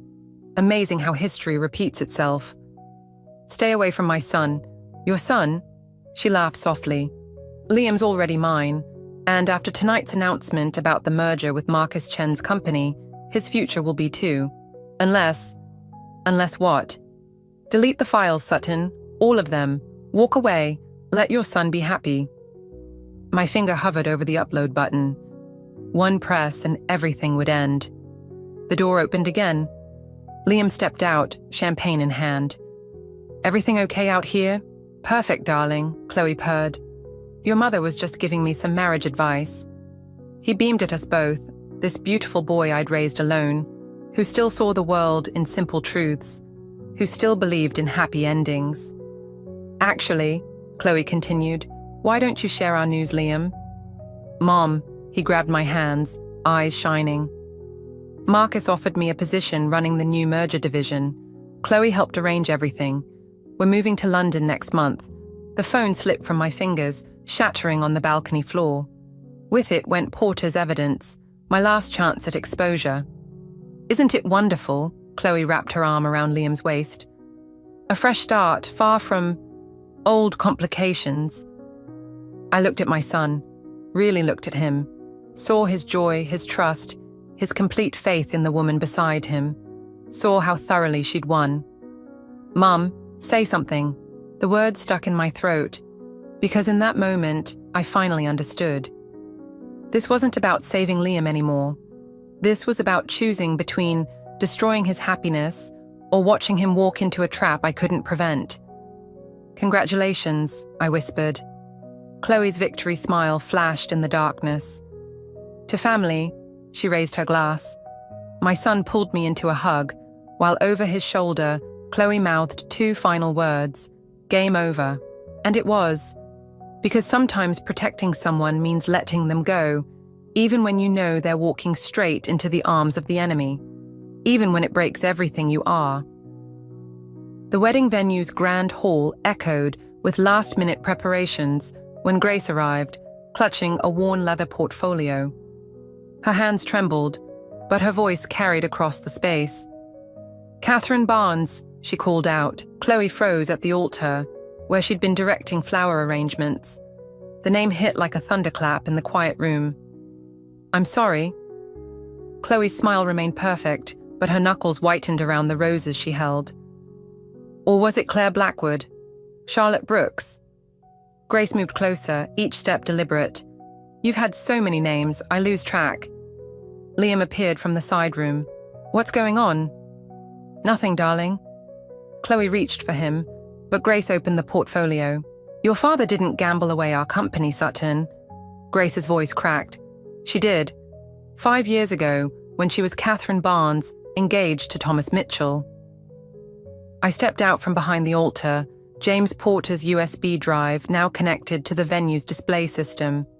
The screens flickered to life, showing document after document, bank statements, identity changes, police reports.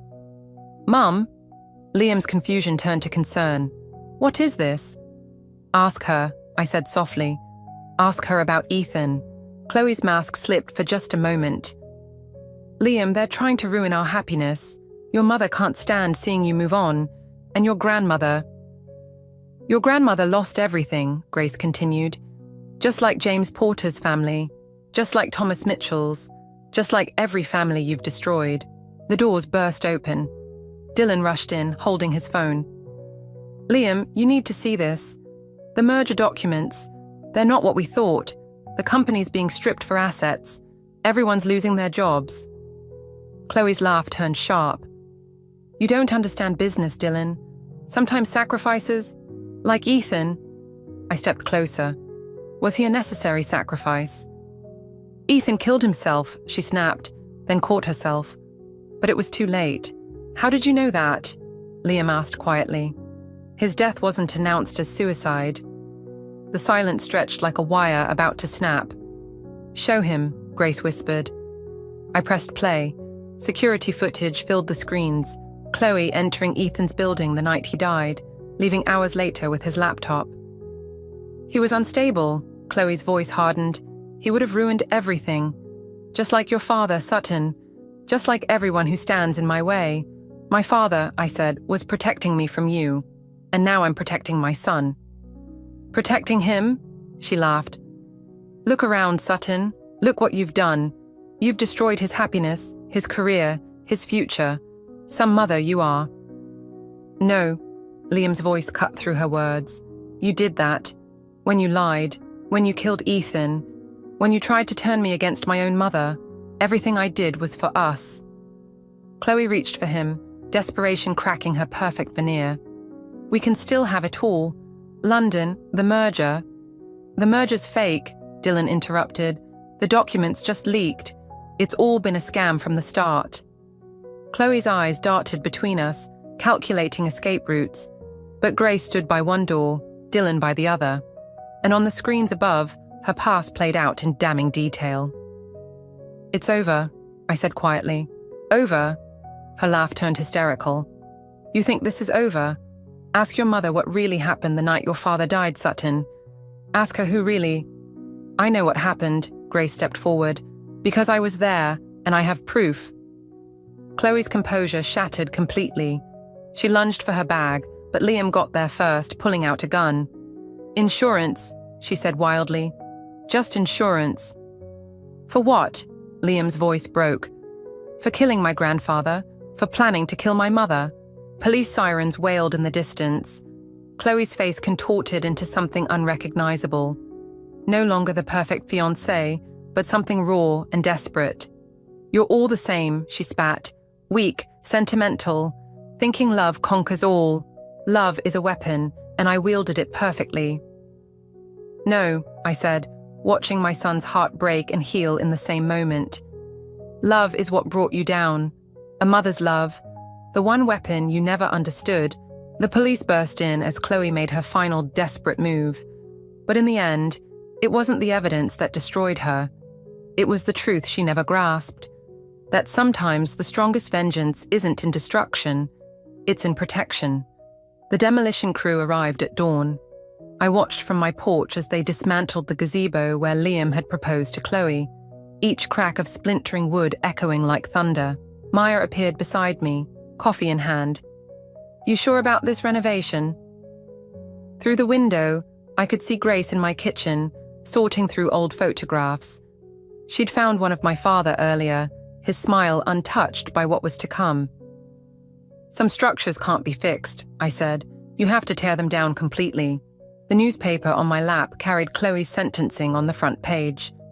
5 to 10 years for corporate fraud, with additional charges pending for Ethan's death. Her mugshot showed a stranger, no makeup, no mask, just hollow eyes and bitter truth. "Mum?" Liam stood in the doorway, boxes in his arms. "Where should I put Dad's old files?" "The study," Grace called out. "We're organizing everything properly this time. Everything. Including the truth about my father's death, which Grace had finally shared. How he'd discovered Chloe's true identity. How he'd tried to warn me. How his accident hadn't been an accident at all." The demolition crew's machinery growled louder, and I watched another piece of my old life crumble. "The detective called," Maya said quietly. "They found Ethan's last video message. He recorded everything. I don't want to know." The words surprised me even as I said them. Some truths don't heal anything. Inside, Liam and Grace worked together, rebuilding our family's story one document at a time. Through the window, I saw him laugh at something she said, a sound I'd almost forgotten. Dylan's car pulled up, and he hurried over with a stack of papers. "The merger's officially dead. The board voted this morning. Everyone keeps their jobs." "And Marcus Chen?"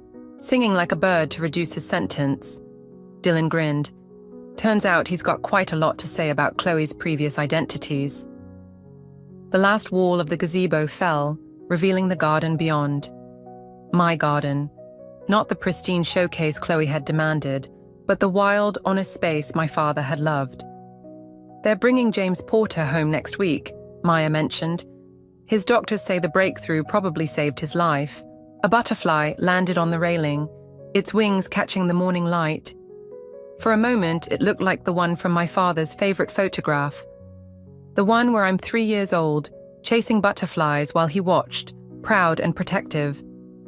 "You never told Liam everything," Maya said softly, "about what Chloe planned for after the wedding.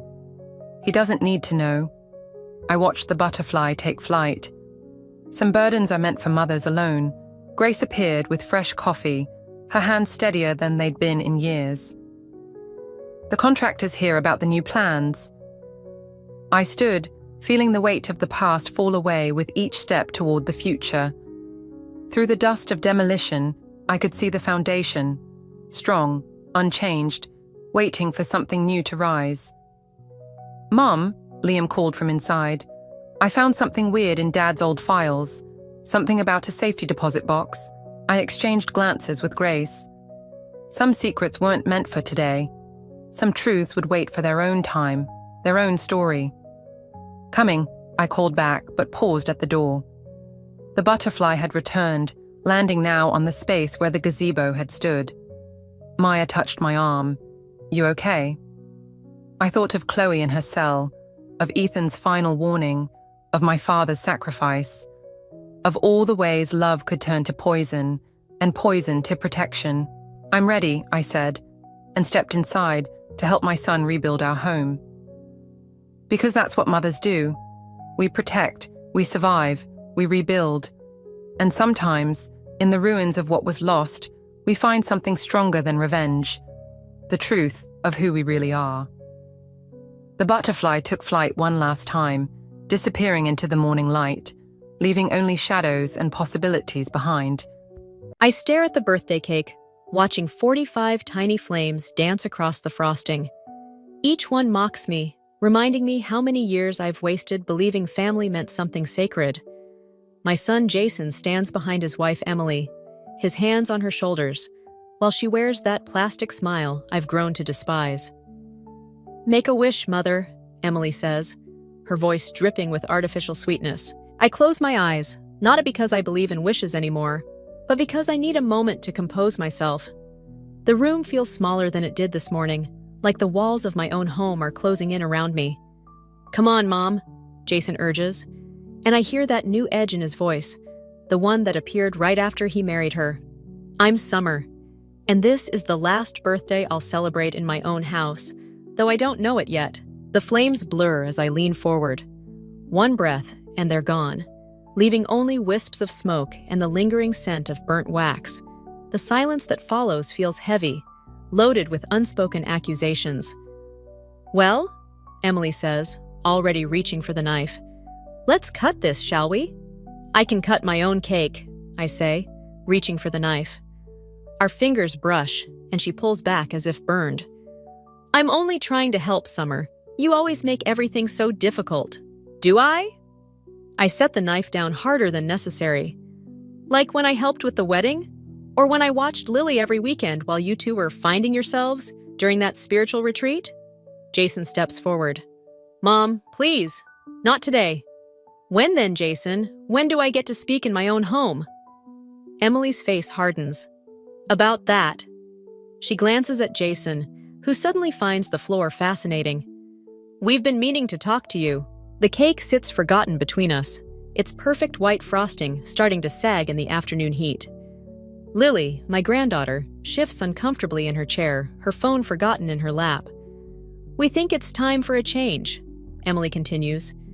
"This arrangement, it's not working anymore." "Arrangement?" The word tastes bitter. "This is my house. I raised Jason here after his father died. And we're grateful," Emily says, though her tone suggests anything but. "But Jason and I need our own space, to grow as a family." "We are a family." "Mom," Jason finally looks up, and I see Emily's influence in his eyes.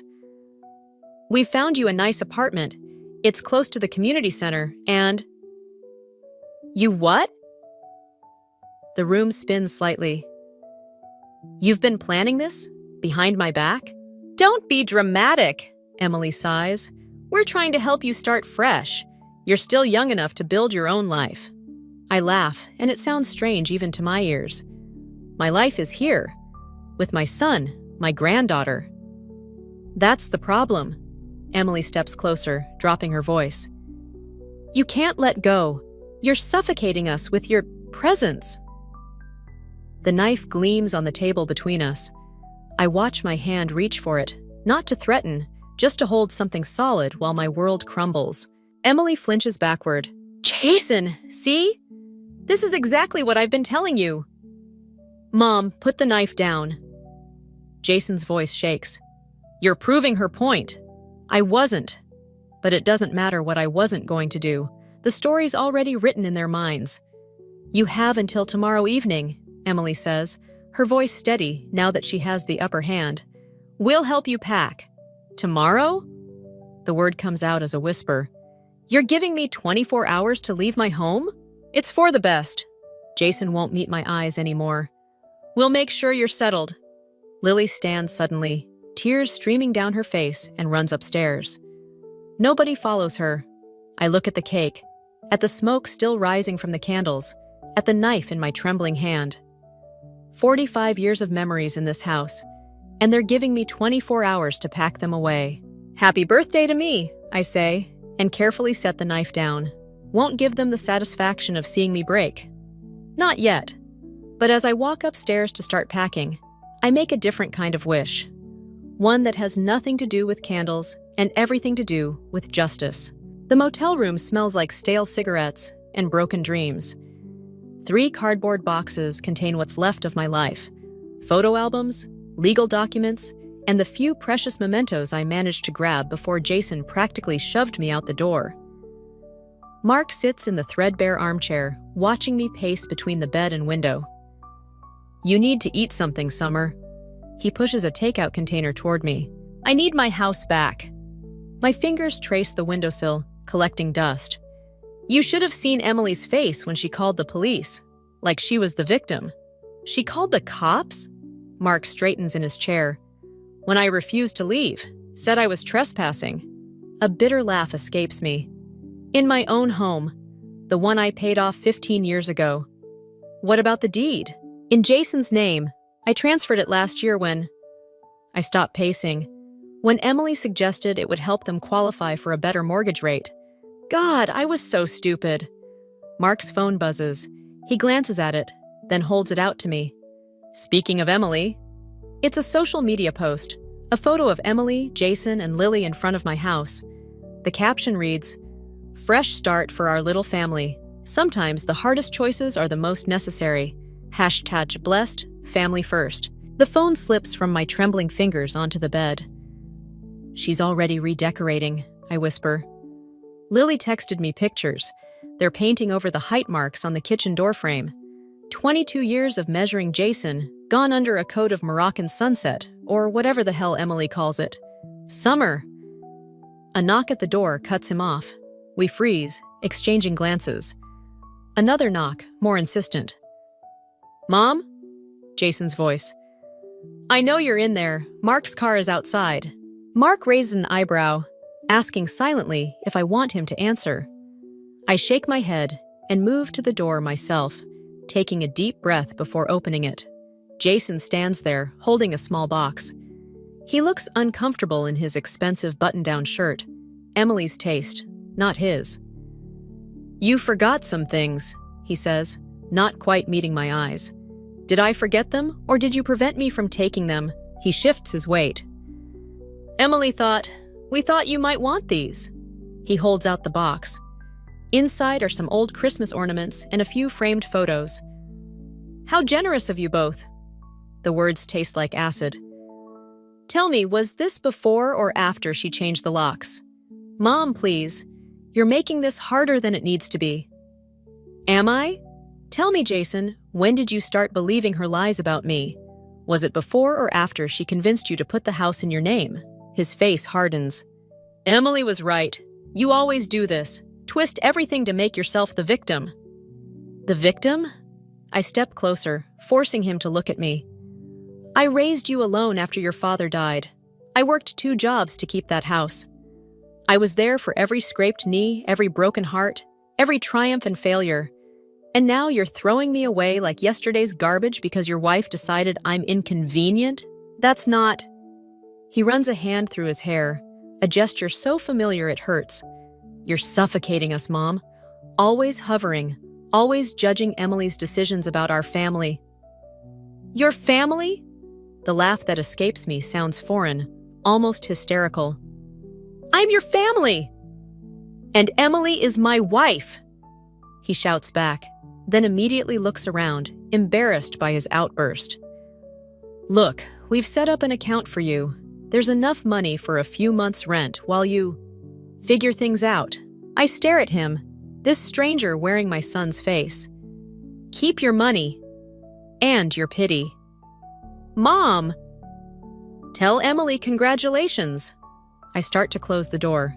She finally got what she wanted. What's that supposed to mean? Ask her about Richard. The name makes him flinch. Ask her what happened to her last husband's mother. Or better yet, don't. Ignorance seems to be working so well for you. I shut the door on his confused face and lean against it, listening to his footsteps fade away. When I turn around, Mark is watching me with a mixture of concern and admiration. Richard? He asks. Emily's ex-husband. I moved to the window, watching Jason's car pull away. I did some digging last night. Turns out I'm not the first mother-in-law she's displaced, just the latest in a pattern. Summer, Mark's voice carries a warning. What are you planning? I touch the window glass, cool and solid under my fingers. I'm planning to show my son exactly who he married, and this time, I'm not playing nice. The coffee shop feels too bright, too normal for the conversation we're about to have. Derek, Emily's brother, sits across from me, his fingers drumming against his cup. Mark arranged this meeting, calling in favors I didn't know he had. Emily doesn't know I'm here, Derek says, his voice barely above a whisper. If she found out, she won't. I lean forward. But I need to understand what happened with Richard. Derek's fingers stop drumming. Richard was a mistake, like the others. Others? He glances around the cafe, paranoid. Emily has a pattern. She finds men with close family ties, especially to their mothers. Strong families fascinate her because we never had one. A barista drops a cup somewhere behind us, and Derek jumps. I notice the slight tremor in his hands, the dark circles under his eyes. You're afraid of her, I realize. You don't know what she's capable of. He pulls out his phone, scrolls through photos. Richard's mother, Margaret, before Emily. He shows me a picture of a vibrant woman in her 60s, surrounded by family. And after, the next photo shows the same woman, but diminished somehow. Isolated, broken. Emily convinced Richard that Margaret was manipulating him, trying to control their marriage. Sound familiar? Derek's laugh is hollow. Within a year, Margaret was in a nursing home. Richard thought it was his idea. My coffee turns bitter in my mouth. And Richard? Lost everything in the divorce. Emily had already transferred most of their assets. Derek swallows hard. He didn't survive the winter. They called it an accident. The cafe suddenly feels airless. Are you saying? I'm not saying anything. Derek's voice sharpens. I'm just telling you what happened. What always happens. A text lights up my phone. It's from Lily. Grandma, something's wrong. Mom found your old letters to Dad. She's burning them in the backyard. My hands start shaking. Those letters, written to Jason's father before he died, were all I had left of him. Excuse me, I manage to say, standing so quickly my chair scrapes against the floor. Derek grabs my wrist. Wait, there's more you need to know. My letters. Emily's pregnant. The words hit like a physical blow. I sink back into my chair. She told the family last night. Derek won't meet my eyes. She's using it to cement her position. Jason's overjoyed. She's 40, I whisper. She told Jason she couldn't have more children. That's why they never... Emily always knows what she needs to survive. Derek finally looks at me. The baby will give her total control. You'll never get Jason back now. Another text from Lily. Mom's saying weird things about you. About how you tried to poison her relationship with Dad from the beginning. She has proof. Proof? I say out loud. Derek's expression changes. Oh God, the diary. What diary? Emily keeps a diary of evidence, things she twists and manipulates. Conversations taken out of context, innocent moments reframed as threats. She's been doing it for years. My phone buzzes again. This time it's from Jason. How could you, Mom? Emily showed me everything. Don't contact us again. The cafe walls start closing in. Derek reaches across the table, his voice urgent. Listen to me. You can't fight her directly. She's already positioned you as the villain. The pregnant wife versus the jealous mother-in-law. Who do you think people will believe? Then what am I supposed to do? Watch her destroy everything I have left? No. Derek pulls out a USB drive, slides it across the table. You're supposed to be smarter than Margaret was, than Richard was, than I was. What's on it? Everything. Financial records, medical records, the truth about what happened to Richard. He stands up. But be careful. Emily has friends in strange places. If she suspects you have this, why are you helping me? Derek pauses, and for a moment, I see the weight of years of guilt in his eyes. Because someone needs to stop her, and because I'm tired of watching mothers lose their children, he walks away, leaving me with a USB drive that feels like it weighs 1,000 pounds and another text from Lily. "Grandma, please. Mom's different when you're not around. I'm scared." I close my eyes, feeling the weight of every decision that led to this moment. When I open them, I know what I have to do. Emily wanted a war. Now she'll get one. The USB drive sits on Mark's kitchen table like a loaded gun. My laptop hums as it copies Richard's financial records, each file a bullet aimed at Emily's carefully constructed life. "You're crossing a line here," Mark says, pouring more wine. "Once you start this, there's no going back." I scroll through another document, my fingers trembling slightly. Emily crossed the line when she burned those letters. "Summer? Look at this!" I turn the screen toward him. 3 months before Richard's accident, Emily transferred nearly everything into offshore accounts. The timing... A knock at the door freezes us both. Mark moves to answer it, but I grab his arm. Through the window, I catch a glimpse of Lily's face, tear-streaked and pale. "Jesus," Mark whispers, opening the door. "Lily, what happened?" She bursts in, looking over her shoulder, like she's being chased. "Mom's lost it. She's telling everyone you're mentally unstable, Grandma. That you've been stalking her, threatening her and the baby." My stomach turns. "What baby?" "She's pregnant," Lily's voice cracks. "But that's not... I found something in her study. About Richard." The USB drive feels heavy in my pocket. "What about him?" "Pictures, documents. She has this whole file about how she..." Lily stops, wrapping her arms around herself. "I think she hurt him, really hurt him, and now she's saying things about you that sound just like..." Headlights sweep across the windows. Lily freezes. "That's Dad's car," she whispers. "I didn't tell them I was coming here."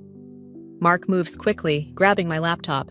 "Back door, now." We slip into the darkness of his backyard, just as Jason's voice carries through the house. "Mark? We know they're here." Lily grabs my hand, pulling me toward the garden gate.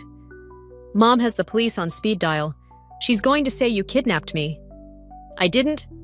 "I know." She squeezes my hand. "But she has evidence. She always has evidence." We make it to my car, parked a block away. As I start the engine, I see Emily emerge from Jason's car, one hand protectively over her stomach. Even from here, I can see her triumphant smile. "She's going to destroy you like she destroyed Richard's mother," Lily says as we pull away. Unless what? Unless we destroy her first." Lily pulls out her phone, showing me a video. "I recorded her talking to someone named Marcus last week. About Richard's accident. About what really happened." My hands tighten on the steering wheel. "Lily, are you sure you want to?" "She's poisoning Dad against everyone who loves him, just like she did with Richard." Lily's voice hardens. "And now there's going to be another baby, another person for her to control." Police sirens wail in the distance. I take a sharp turn, heading toward the highway. "Where are we going?" Lily asks.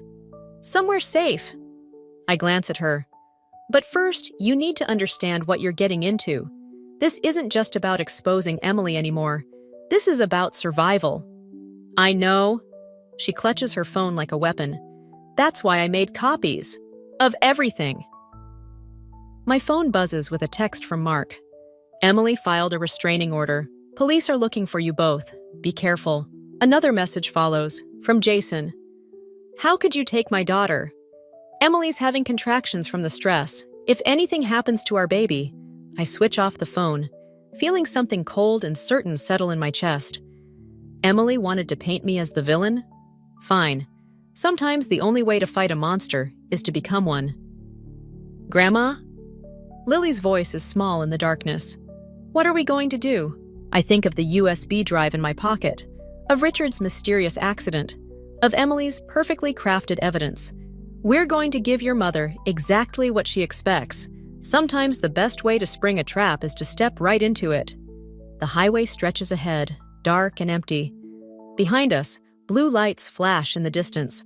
But for the first time since this all began, I'm not running away. I'm running towards something. And Emily has no idea what's coming. The motel room feels like a cage. Lily sleeps fitfully on one bed while I sit at the small desk, sifting through Richard's financial records on my laptop. Each document reveals another layer of Emily's manipulation. Bank transfers, forged signatures, carefully orchestrated accidents. My phone vibrates. A text from an unknown number.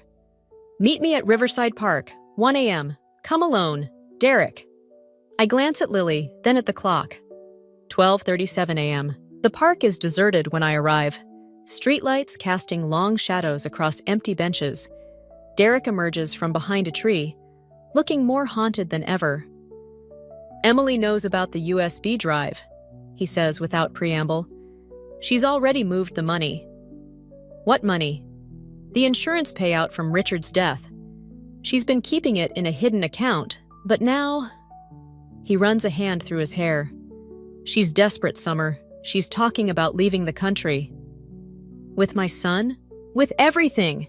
The baby, Jason's inheritance, all of it." He steps closer. "But that's not the worst part." A twig snaps somewhere in the darkness. Derek flinches. "Marcus is back," he whispers. "The man who helped her with Richard's accident. I saw them meeting yesterday." Cold fear grips my spine. "You think she's planning?" "I think she's cornered. And cornered animals are the most dangerous." He presses something into my hand. A burner phone. "If anything happens to me, everything I know is on here. The real story about Richard, about our parents, about..." Headlights sweep across the park. Derek disappears into the shadows as a familiar car pulls up. Emily steps out, her pregnancy barely showing under her expensive coat. "Well," she says, smiling that perfect smile, "isn't this cozy?" "How did you..." "Derek's always been predictable," she pats her stomach. "Family loyalty only goes so far, doesn't it?" More cars arrive. Jason emerges from one, looking confused. 2 police cruisers block the park exits. "Officers," Emily calls out, her voice trembling perfectly. "This is her, the woman who's been threatening me and my unborn child." "That's not true." "We have the evidence, Mrs. Harrison," one officer says, approaching with handcuffs. "Multiple witnesses saw you following Mrs. Harrison today. We found threatening notes." "What notes?" Emily pulls out familiar-looking paper, the same type I used for those letters to Jason's father, the ones she burned. "You're sick, Summer. You need help." "Jason," I turn to my son, "you can't believe this." But he's looking at the ground again, one arm around Emily's shoulders. "The doctors said the stress could harm the baby, Mom. You have to stop." "The baby that conveniently appeared right when you needed it?" The words escape before I can stop them. Emily's face crumples in practiced anguish. "How dare you? First Richard's baby, now mine."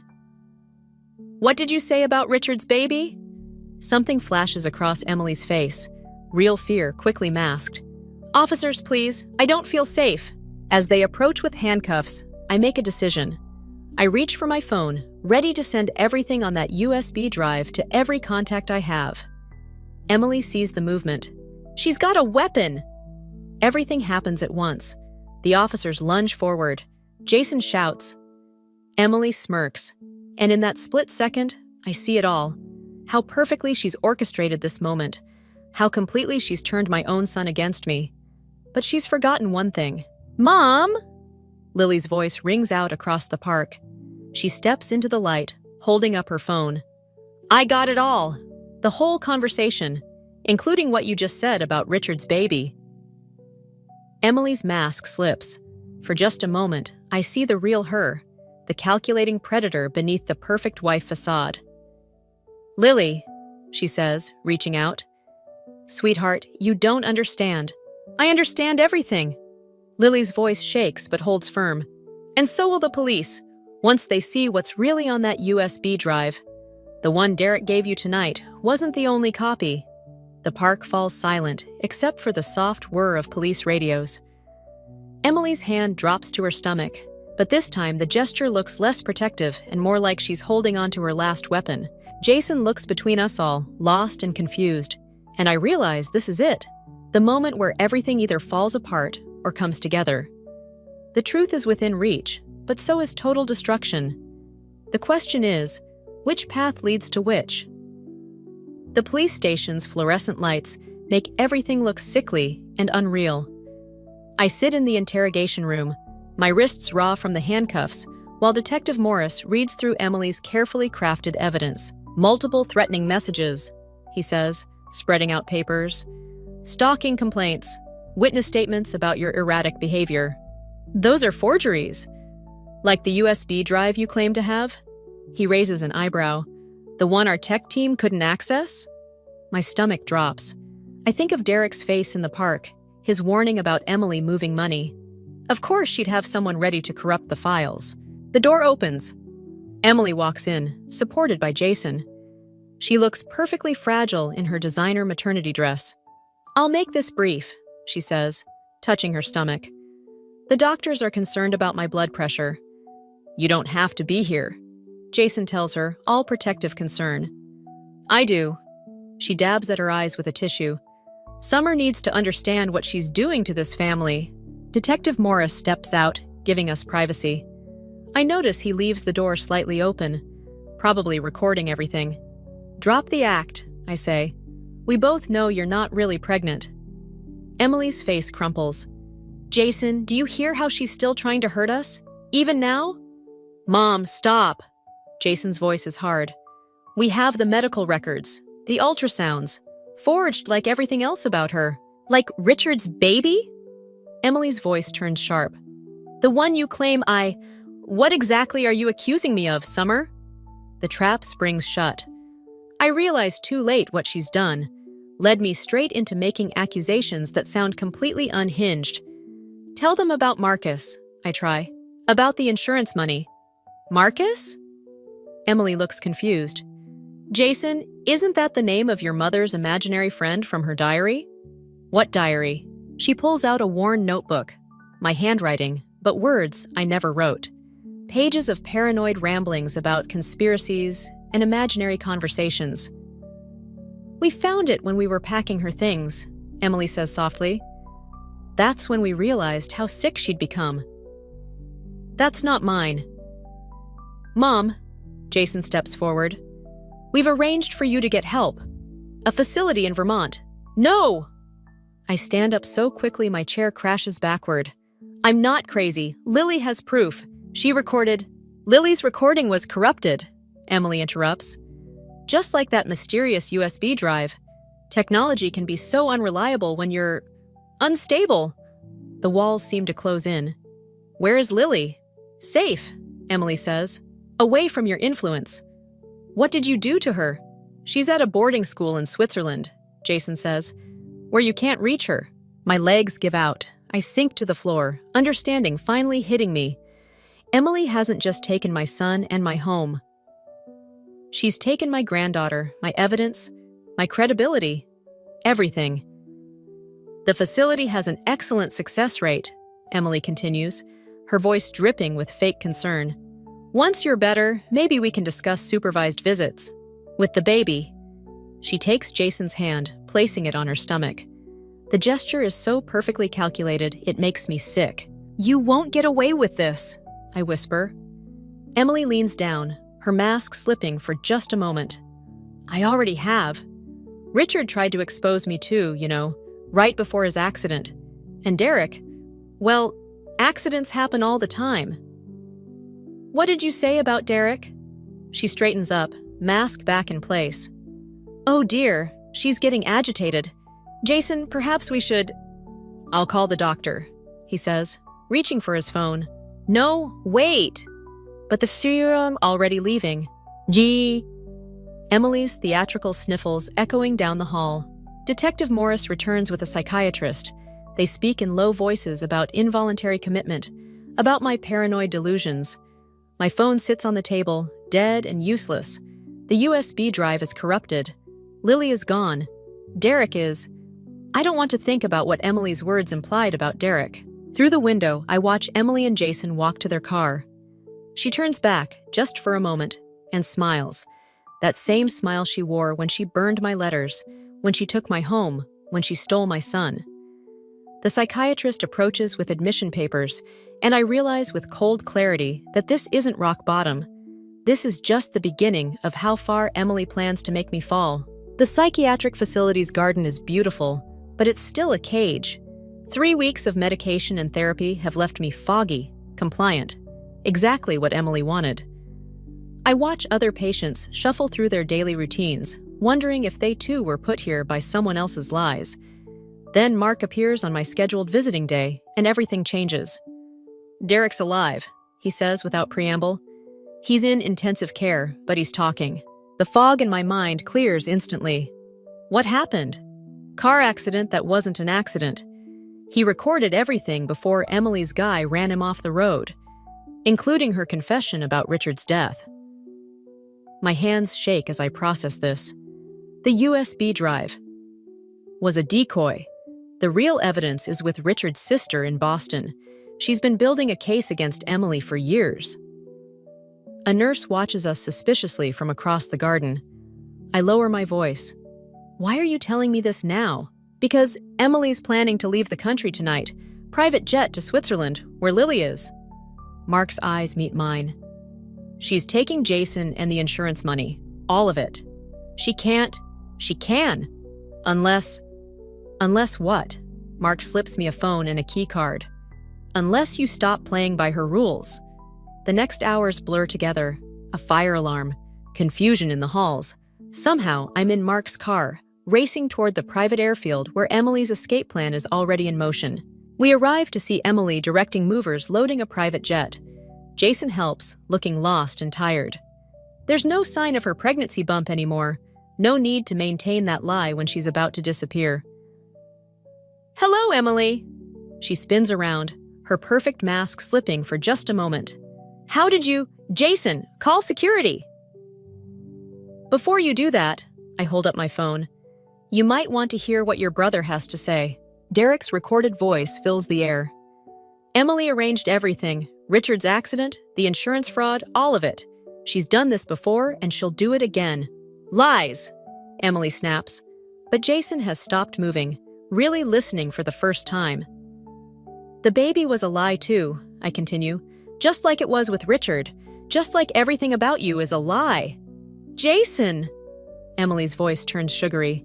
"Your mother is clearly having another episode. We should..." "Should what?" I step closer. "Have me committed? Stage another accident?